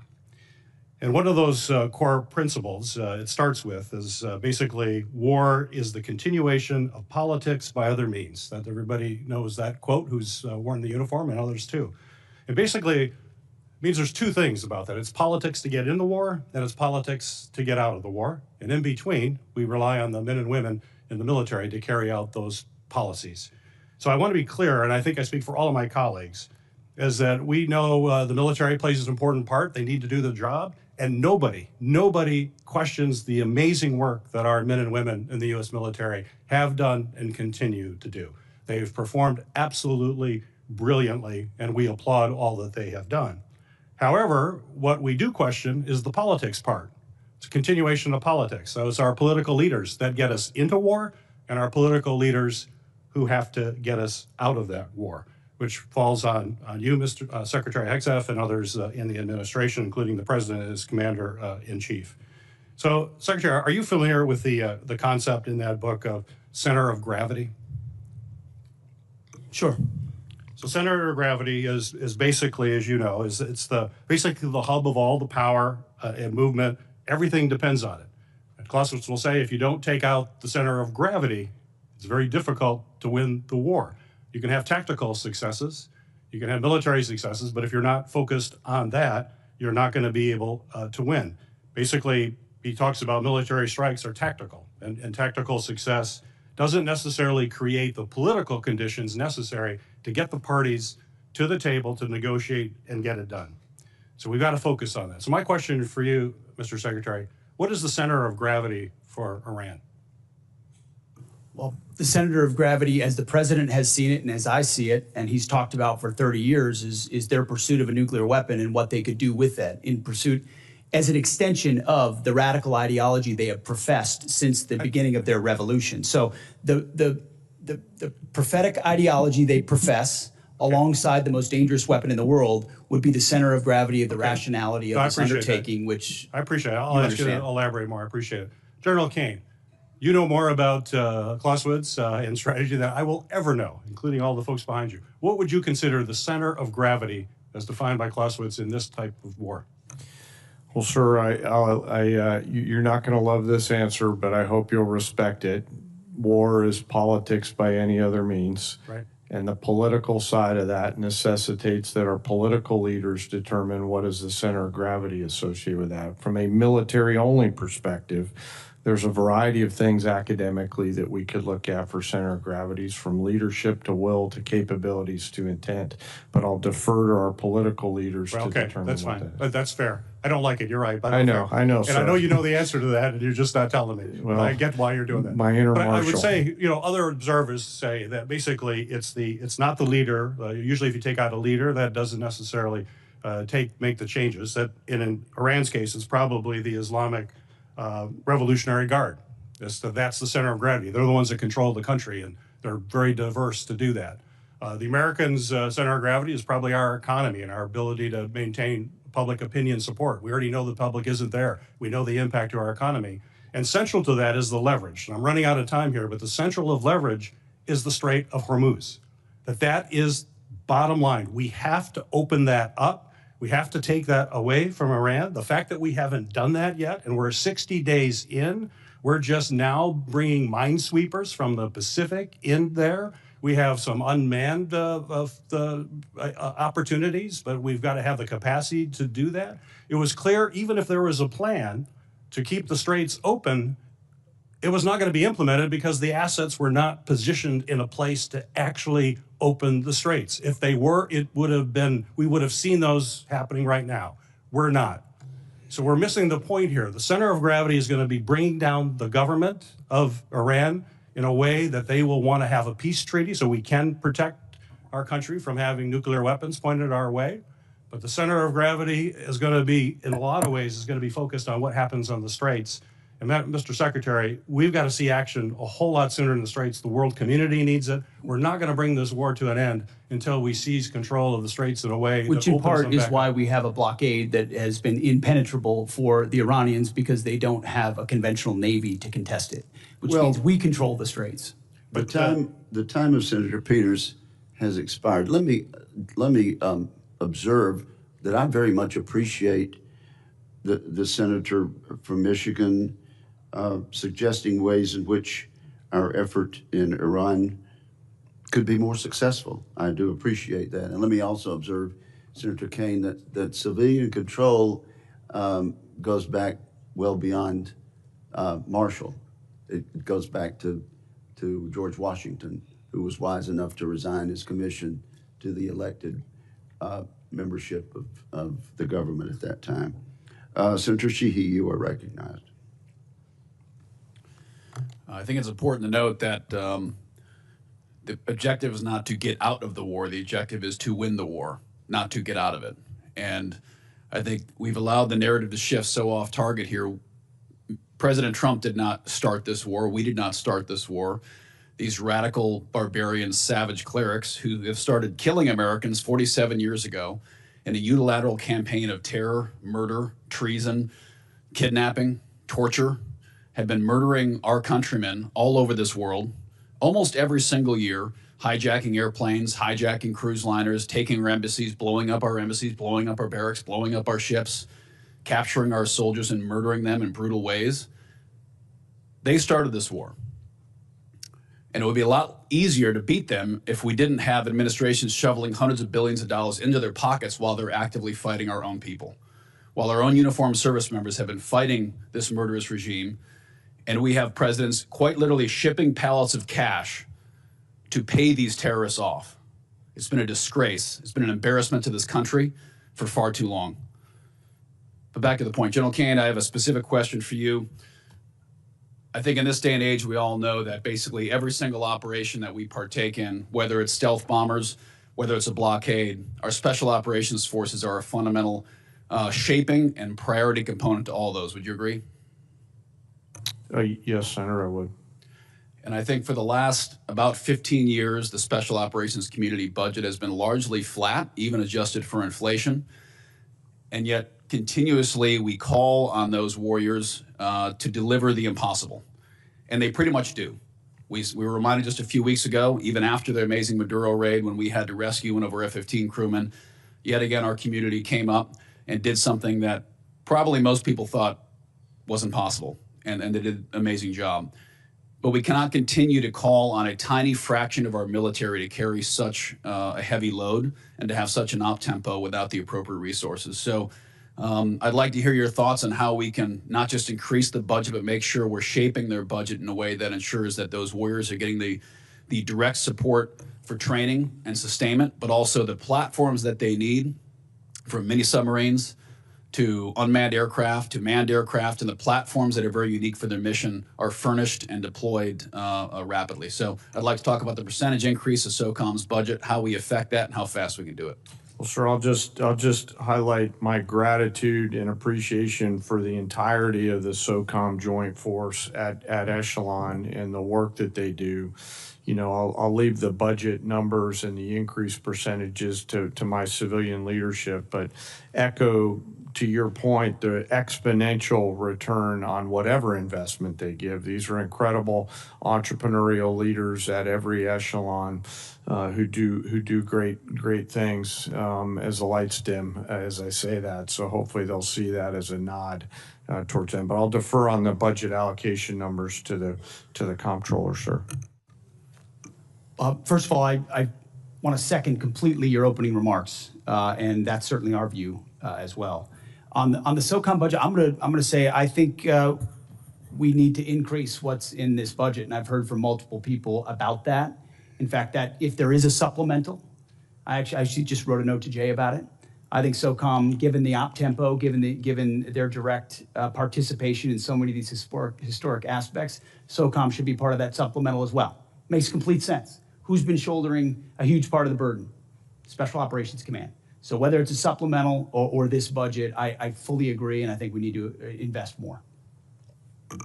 Great, and I'd ask that particular care be given. The era of beards and guns and kicking indoors, as much fun as that was for all of us, is coming to a close, and we're going to be going back to our roots as specialized commandos, whether it's undersea, Arctic, airborne operations, and as we all became kind of one joint soft force during GWOT, quite frankly, that was an easier problem to resource for, to budget for, and acquire for.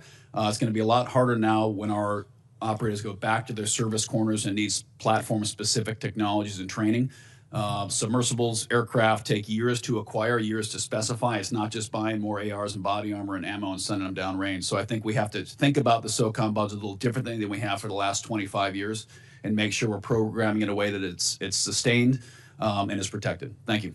Thank you, Senator Schmidt, for that insightful exchange. Senator Kelly. Thank you, Mr. Chairman. Gentlemen, thank you for being here. Secretary Hegseth, safe to say that our weapons like SM-3s, Tomahawks, Patriot missiles have capabilities that are unmatched. That's why they cost a lot, take a long time to produce. Your budget requests $31.8 billion to expand production capacity for critical missile stockpiles. Is that correct? 31.8? I'm looking at $53 billion for munitions acceleration over 14 critical munitions, of which the ones you listed are a part. Okay, so I believe more 53. than that. Yes, sir. More than 20 billion more. So we've been working together to grow the industrial base because we're all worried about how our stockpiles would hold up in a conflict against China. Since the start of this war, you've made it a point to highlight the number of strikes the U.S. military is carrying out, citing that more than 13,000 targets had been struck as of April 8th. On March 2nd, you said, and this is a quote, "This was a massive, overwhelming attack across all domains of warfare, striking more than 1,000 targets in the first 24 hours. On March 10th, you said, "Yet again, our most intense day of strikes inside of Iran." On April 6th, you said, and this is another quote, "The largest volume of strikes since day one of this operation." Your department has released video after video of things blowing up. None of us doubt the strength of the U.S. military and their ability to do hard things. I understand that better than anybody. The questions we should be asking and answering are, what does this cost us and what does it achieve for the American people? Many of these strikes use our best weapons, and we're using a lot of them and a lot of interceptors. Open source reporting has estimated that the military has used an outrageous number of Patriots. I'm not even going to say the numbers, but a lot of Patriots, a lot of THAAD rounds, JASSM-ER, Tomahawks, very expensive, exquisite. We can't make these munitions overnight, and it's clear from your budget request that you know that. Can you tell us how many years specifically is it going to take to replace these systems? Senator, thank you for the question. I would defer to the comptroller on the amount because I think it's a lot higher than 53 if you look at long-range fires, JASSMs, LRASMs, Tomahawks. We're looking at 238 billion. Okay, We're a looking lot. at 40 billion for hypersonic. So I actually think it's closer to 330 billion in munitions. Okay, how many Ultimately, years to replenish? That's the question. I think that's exactly the right question, too, Senator, because the time frame we were existing under was unacceptable. Okay, well, and tell what this me- budget does, months and years, fast. Years. I mean, we're building new plants in real time. So just to replace what we have 2x, expended. I said months. And then you said years. Both, it depends on the weapon system, but 2 to 3, 4x of what we have today. So Okay. yes, we're dealing with a reality under the previous administration of what they sent to Ukraine and what they allocated elsewhere. Okay, I got it. So And we we're fired rapidly doing years it quickly. worth of munitions. And it is clear that these are being expended to try to achieve some objectives. That was the plan. But, Mr. Secretary, this war is stuck. The Strait of Hormuz is closed. The Iranian regime is in place. The nuclear material still in their hands. Americans are being crushed by higher costs. And it's not clear to them at all what the goal of this war is. So, I've got about a minute, and I want to go to another topic.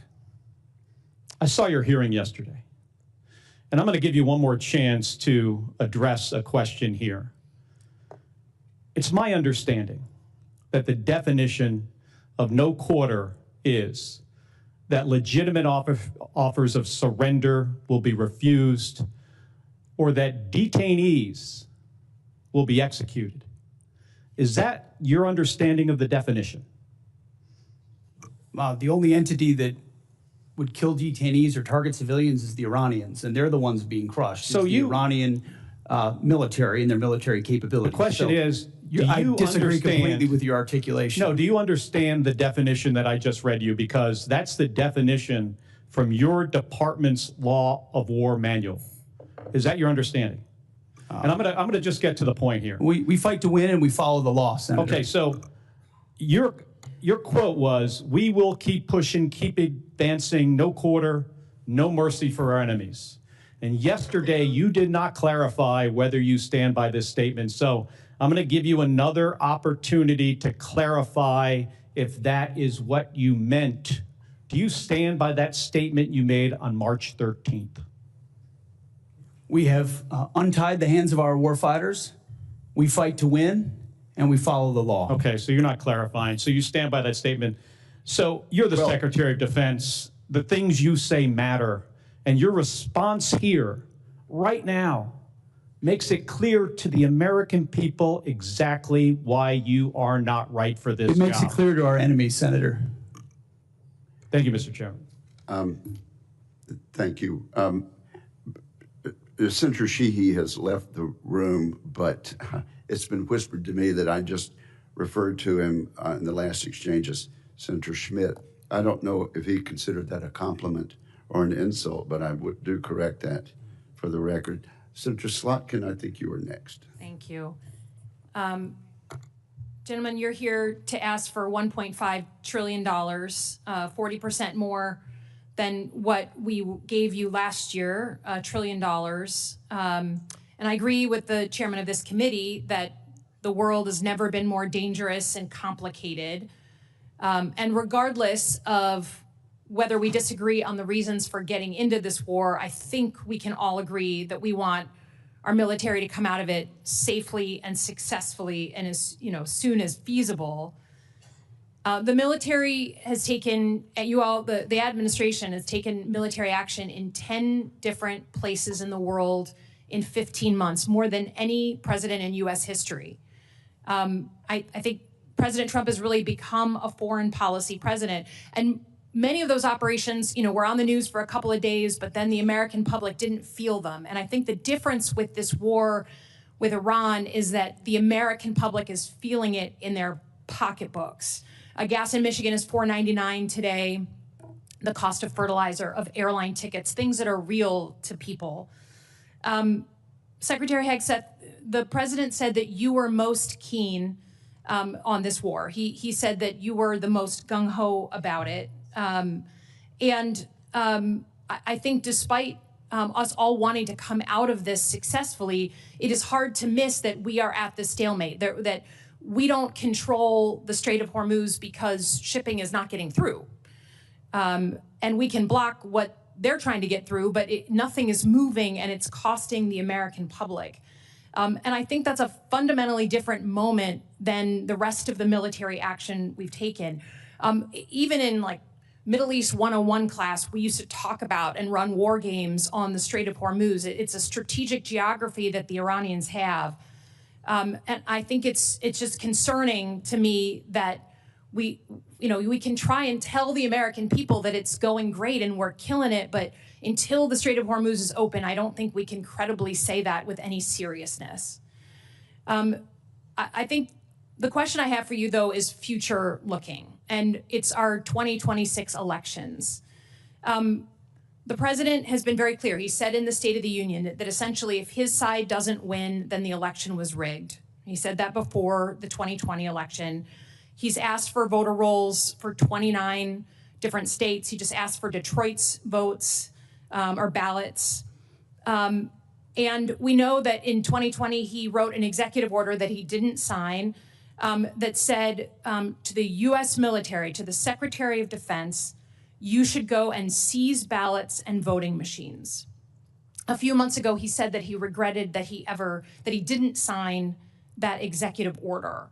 So the U.S. military has never been deployed. You incorrectly said yesterday that they were deployed during different elections. Governors deployed them under their authorities, but the federal government has never put the uniformed military at our polls during World War II, right after 9/11. We've never had to do that. So Secretary Hegseth, if the president, who regrets not signing that executive order to the then SecDef in 2020, asks you to seize ballots or voting machines in states during the 2026 election, will you stand up for the Constitution and say no, or will you salute and do his bidding? Senator, I didn't get a chance to answer the front part of your question, which, there was a lot of deferred maintenance under the Biden administration that needed to be addressed because the world was in chaos when President Trump was elected. Just address the election issue, please. Well, again, that's the most important thing. It's what's happening. It's yet another gotcha hypothetical, which is your specialty. It's not. We had an executive order under the Biden administration in 2024. It's not a hypothetical. I refuse to accept. You give that answer all the time. You and I have done this dance before. Get over it, okay? In 2020, he's the president, your boss, the guy you're performing for right now, told the journalists this year that he wished he signed that executive order to your predecessor. And your predecessor said publicly, thank God, we didn't actually go forward with it. What are you going to do? You're the guy here in the seat. It's not hypothetical. Tell the American people, will you deploy the uniformed military to our polls to collect voter rolls or machines? Are you accusing me of performing? Because you're performing for cable news right now. But Mr. Secretary, we have... It's a hypothetical. By the way, in 2024, under the Biden administration, 15 states did deploy. Under their governor's authority, when their governors asked for it. What did Joe Biden say about that? That's fundamentally... I don't think anything, because he needed them for cybersecurity and for COVID. Trump did it too, under Trump. But it was not the federal decision. It was those governors of the states under their authorities, okay? It's never been done in our history. Please stand up for the Constitution. Do not send uniformed military to our polls. Do you have a response to that portion of the question, Mr. Secretary? I've never been ordered to do anything illegal, and I won't. That goes without saying. Thank you for the answer. Senator Duckworth, you're now recognized. Thank you, Mr. Chairman. Despite his campaign promise of no new wars, President Trump has been obsessed with using the military any chance he gets, from deploying troops to American cities, to propping up Maduro's chosen number 2 in Venezuela, to an endless war of boat strikes in the Caribbean Sea, and now in an illegal war with Iran, where hundreds of thousands of our troops are in harm's way every day with no exit strategy in sight. This administration hides bad policy behind the exceptional military operations and the valor of our uniformed personnel. I've long said Iran is a malign actor, but a responsible administration would have managed this short of conflict instead of starting a war of choice.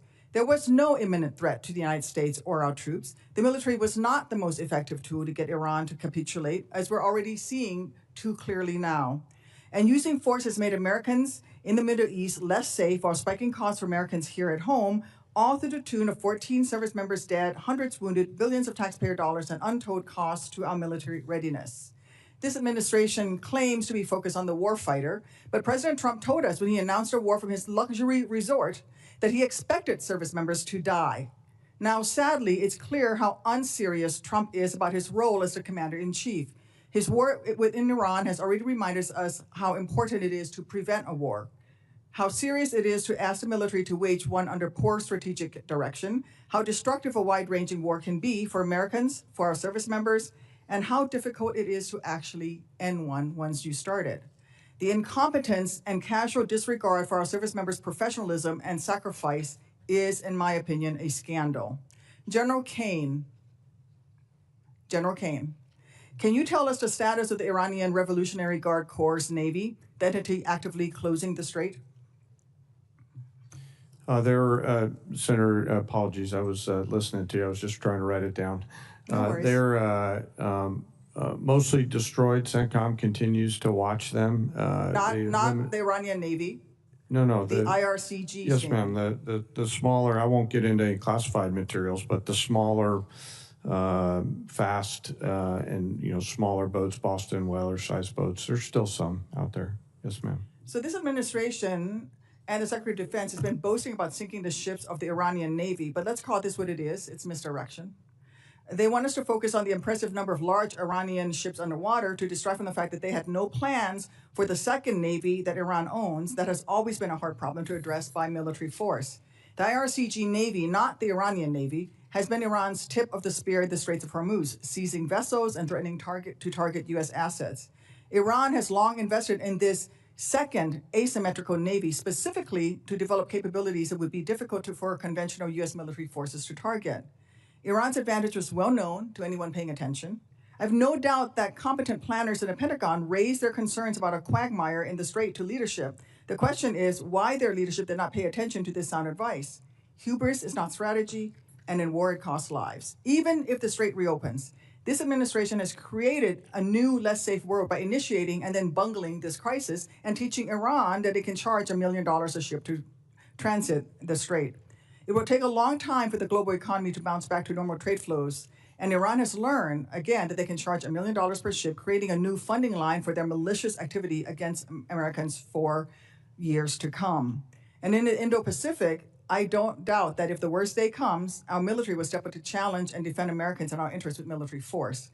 But will they be asked to lay down their lives unnecessarily just because the White House was unready and incapable of preventing a crisis boiling over into a war in the Indo-Pacific? General Caine, do you agree that the military would benefit from significant intra-agency planning by the Department of Defense on actions short of war that can be taken if a crisis occurs? Ma'am, I appreciate that question, you highlighting the importance of that. And we have really great relationships now on the joint staff with the interagency. I think our relationship in particular, I'll just pick CIA, I think it's the best it's ever been. We're really working hard to find the best of Title X capabilities plus the best of Title 50 to ensure that we deliver really entrepreneurial options for our national policymakers to do what you're talking about, Senator.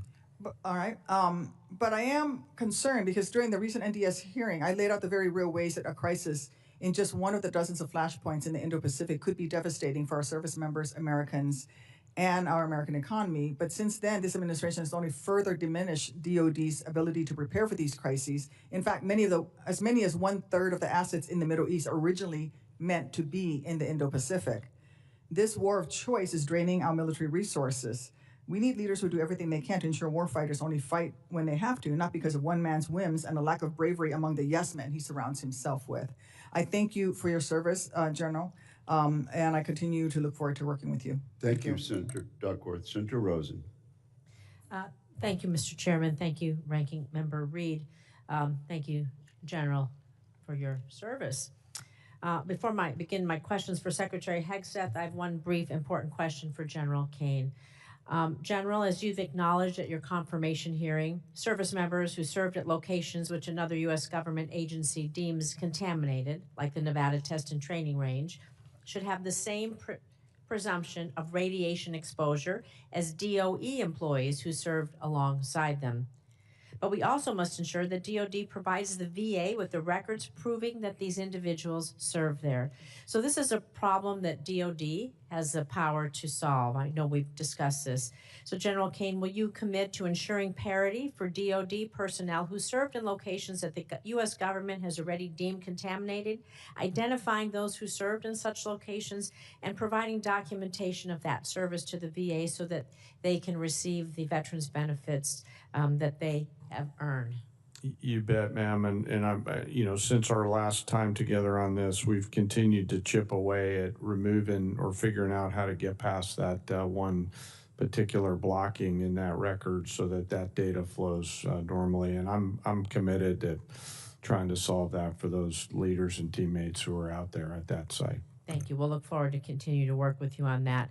So Secretary Hegseth, I want to talk a little bit about AI, because of course our service members deserve every advantage we can give them. So I just want you to help me understand this. In February, on the eve of Operation Epic Fury, you publicly designated Anthropic as a supply chain risk. However, this week it's been reported that the White House is now helping agencies get around this decision to access Anthropic's technology. So the administration cannot credibly make both claims simultaneously.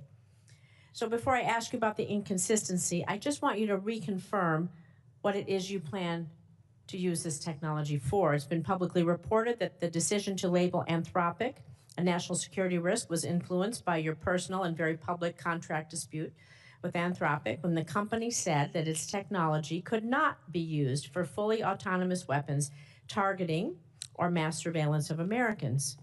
So following up on your response to Senator Rounds earlier, can you confirm whether or not there will always be a human in the loop when AI is used for lethal targeting decisions?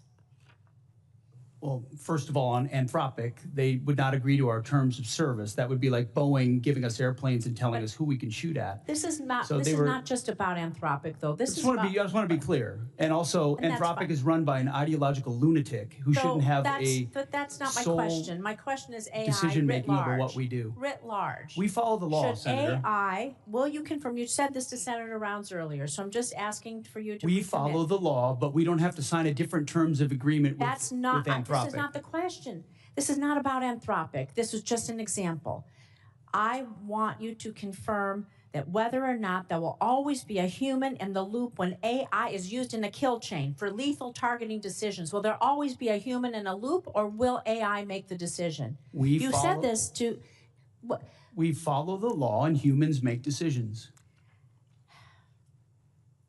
So you will confirm what you said to Senator Rounds, that a human will always be in the loop when AI is used. Which is why that's part of our terms of service anyway. You know, it's how we operate. All I want to say is this. There is a DoD directive, 3000.09, which mandates that autonomous and semi-autonomous weapon systems be designed to allow commanders and operators to exercise appropriate levels of human judgment over use of force. That is in the DoD. That's why directive. we follow the law, Senator. So the answer is yes, Mr. Secretary. The answer is we follow the law. Absolutely. I think this is more important than following the law. I think that people want to know that AI isn't going to make lethal decisions, and it is critically important. AI is not making lethal decisions. That's what we want to hear. We're going to follow on that one. I have just a few seconds left, but you keep doubling down on this phrase, Mr. Secretary. You compare journalists, you compare us, you compare so many to Pharisees. Pharisees. It's a problematic and historically weaponized term that casts Jewish communities as hypocritical or morally corrupt. You doubled down again and said it. Words matter. Words matter. What you choose to say, how we choose to say it.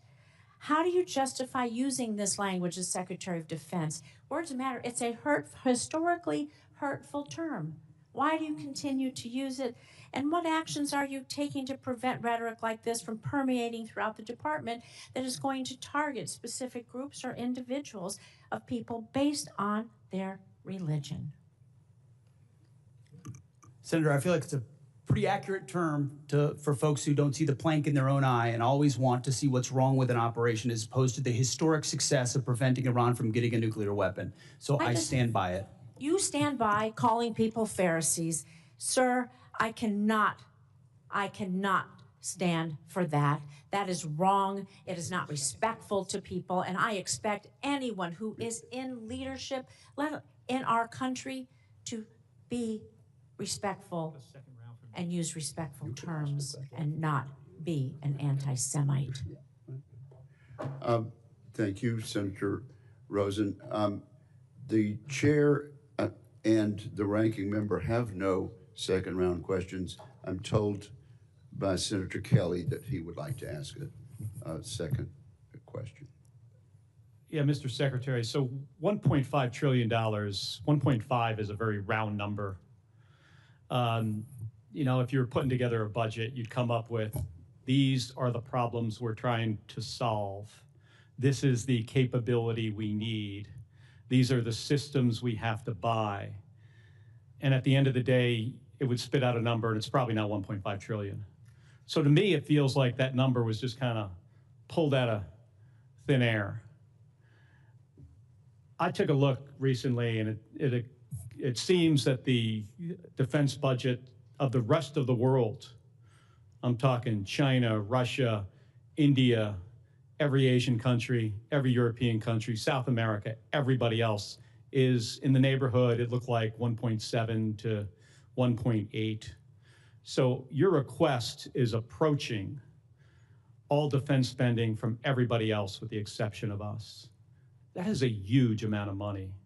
You know, when I got here, you know, just 5 years ago, it was almost half of that. Through budget reconciliation, you've received a bunch of money to buy things, some of the weapon systems, you know, to resupply what we need. I'm just trying to understand, you know, like, where is all this money going to go? And if you figured out ahead of time, what do you want to spend this on? And by the way, there are systems the president wants. You know, he saw last summer how effective Iron Dome and David's Sling were. And because of that, the president decided we're going to build our own version. We're going to call it Golden Dome because the president likes the color gold. We've seen that, see it in the Oval Office. We're going to call it Golden Dome, and it might cost somewhere between $500 billion and $1 trillion. I've heard those estimates. By the way, on that problem, I know a little bit about intercepting stuff in space. It's really hard. And the physics on this favors the offense. There's some things in that program that I think is really important that we do and try to figure it out. But space-based interceptors to hit multiple targets. And by the way, it's important how you size the system. So I'm trying to understand, Mr. Secretary, what kind of detail did you guys, did you work out like a detailed plan, and at the end of the day it came out, oh, it just happens to come out to be $1.5 trillion? Senator, the exact amount is actually $1.535 trillion, and it was a product of a highly rigorous process throughout our department, from COCOM commanders to the services, with our comptroller, with our deputy secretary, with the chairman and myself, to ensure the budget reflects the realities of the world we live in and the capabilities we're going to need. And that's why there's $65 billion for shipbuilding, $120 billion for the defense industrial base, $331 billion for munitions, $44 billion for quality of life, $71 billion on our nuclear DIB. You name it, we're investing in it. And the biggest reason for it is the underinvestment of the Biden administration. I mean, what they spent on defense, the continuing resolutions and others, undercut the buildup that President Trump had created. So yes, we're doing a lot of deferred maintenance here around the world and in our department, and this budget reflects it. And it's a commitment, a generational commitment to the security of the American people. And if the rest of the world won't spend on their defense, that's their fault. The American Department of War will invest properly to defend the American people, and that's what this budget stands for. I've always been supportive of defense spending in my entire time here. And after 25 years in the Navy, I want to make sure our folks have what they need. I think you should go back and take a look and see if there are places where we are making investments that we actually don't need. There are some systems out there. I mean, we're constantly looking and trying to balance, do we want, F-47, which I've been supportive of, B-21, also supportive.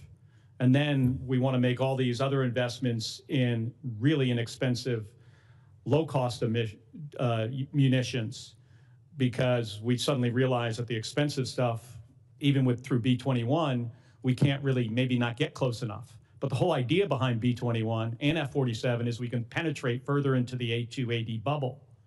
So there's some conflict there. So I'm just encouraging you to go back and see, if there are some systems where we can bring that number, the overall number down.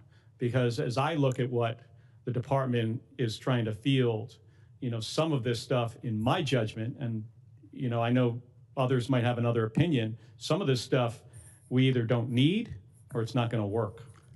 Thank you, Mr. Chairman. Senator Kelly, your time has expired. Let me just say, you have a great deal of expertise in the area of space, and we do look forward to your contribution as we mark up further legislation. Senator Blumenthal, I understand you have a follow-up question. Yes. First of all, I want to thank you, Mr. Secretary, for your support for the Major Richard Starr Act, which I think is tremendously significant. I'm committed to getting it done as soon as possible, at least before Veterans Day, and I look forward to your help in accomplishing that goal, but I want to thank you for your support. I'm sure the veterans of America are grateful for the prospective victory there. I've talked to many of the combatant commanders about lessons learned from Ukraine. And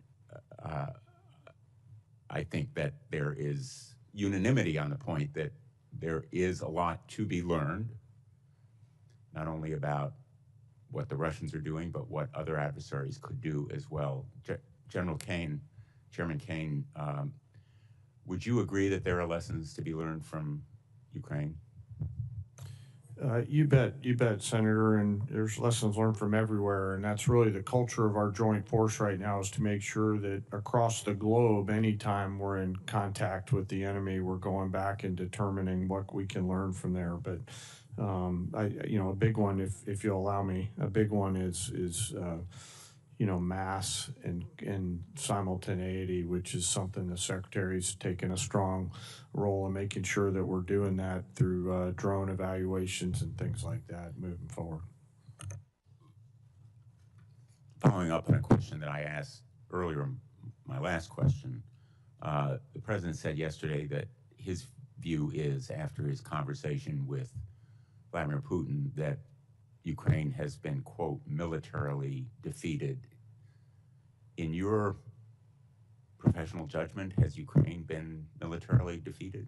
Sir, I haven't seen the President's quote, but I'll go back to something I started with, and that's the importance of me maintaining trust with a variety of people. And a president will make a wide range of comments and considerations as the commander-in-chief. You don't have to go too much farther. I understand the point that you're making. Yes, sir. Thank you. I appreciate it, Senator. In my view, Ukraine has not only not been militarily defeated, but the point that I was trying to make in the last exchange with the Secretary, there's a false narrative based on my last visit to Ukraine, which was my 9th, my conversation not only with President Zelensky, but with our own military on the ground, as well as our intelligence community. In fact, Ukraine arguably is winning. There is this false narrative, Russia's winning. Putin wants that false narrative to be our official narrative. I'm not putting words in your mouth, and you don't have to respond. I understand your reasons for not responding, but the American people should know that the President of the United States is undermining our security because Ukraine is holding the line against Vladimir Putin, who will keep going against Moldova, which I also visited on my last trip, against our NATO allies, and we still have an obligation under Article 5 to come to their defense, just as they did after 9/11, as King Charles so eloquently reminded us. And my view is, and this observation is hardly novel, that China is watching what we're doing in Ukraine. Would you agree? So I'd agree that China's watching everywhere and carefully thinking about what their force posture and approach will be. And I think they're learning a variety of things, to include the tenacity and grit of the joint force around the things that we've been ordered to do over the last year. But if they see weakness in our response to Russia and Ukraine, that will affect the deterrence of their possibly moving against one of our allies or partners in the Far East. Let me finally ask Mr. Hurst, your estimate of $25 billion, would you share with us what that estimate is based on? Yeah, we can work to get you a product with the details if you'd like. And finally, Mr. Secretary, is there going to be a report on the bombing of the school in the first day or so of the war? I know you were asked about it yesterday. I'm wondering whether you have a more detailed response that you can share with us. As I've said, that's under investigation at 15-6. A general officer from outside the chain of command has been reviewing it, and it's still within the parameters of the investigation. Will there be a preliminary report in the next few weeks, or do you have a time estimate? I don't have a time estimate for you, but it will be, it's right now within the parameters of the length of time that normally these investigations take. I'm asking because in your final response to Senator Gillibrand, you said that great care is taken to avoid civilian casualties, and it would be profoundly significant if that report were made available in a timely way to show, in fact, the commitment to avoiding civilian casualties and learning lessons from the mistake made there. Thank you, Senator Blumenthal. This concludes today's hearing. I'd like to thank our witnesses for their testimony. For the information of members, questions for the record would be due to the committee within 2 business days of the conclusion of the hearing. We are adjourned.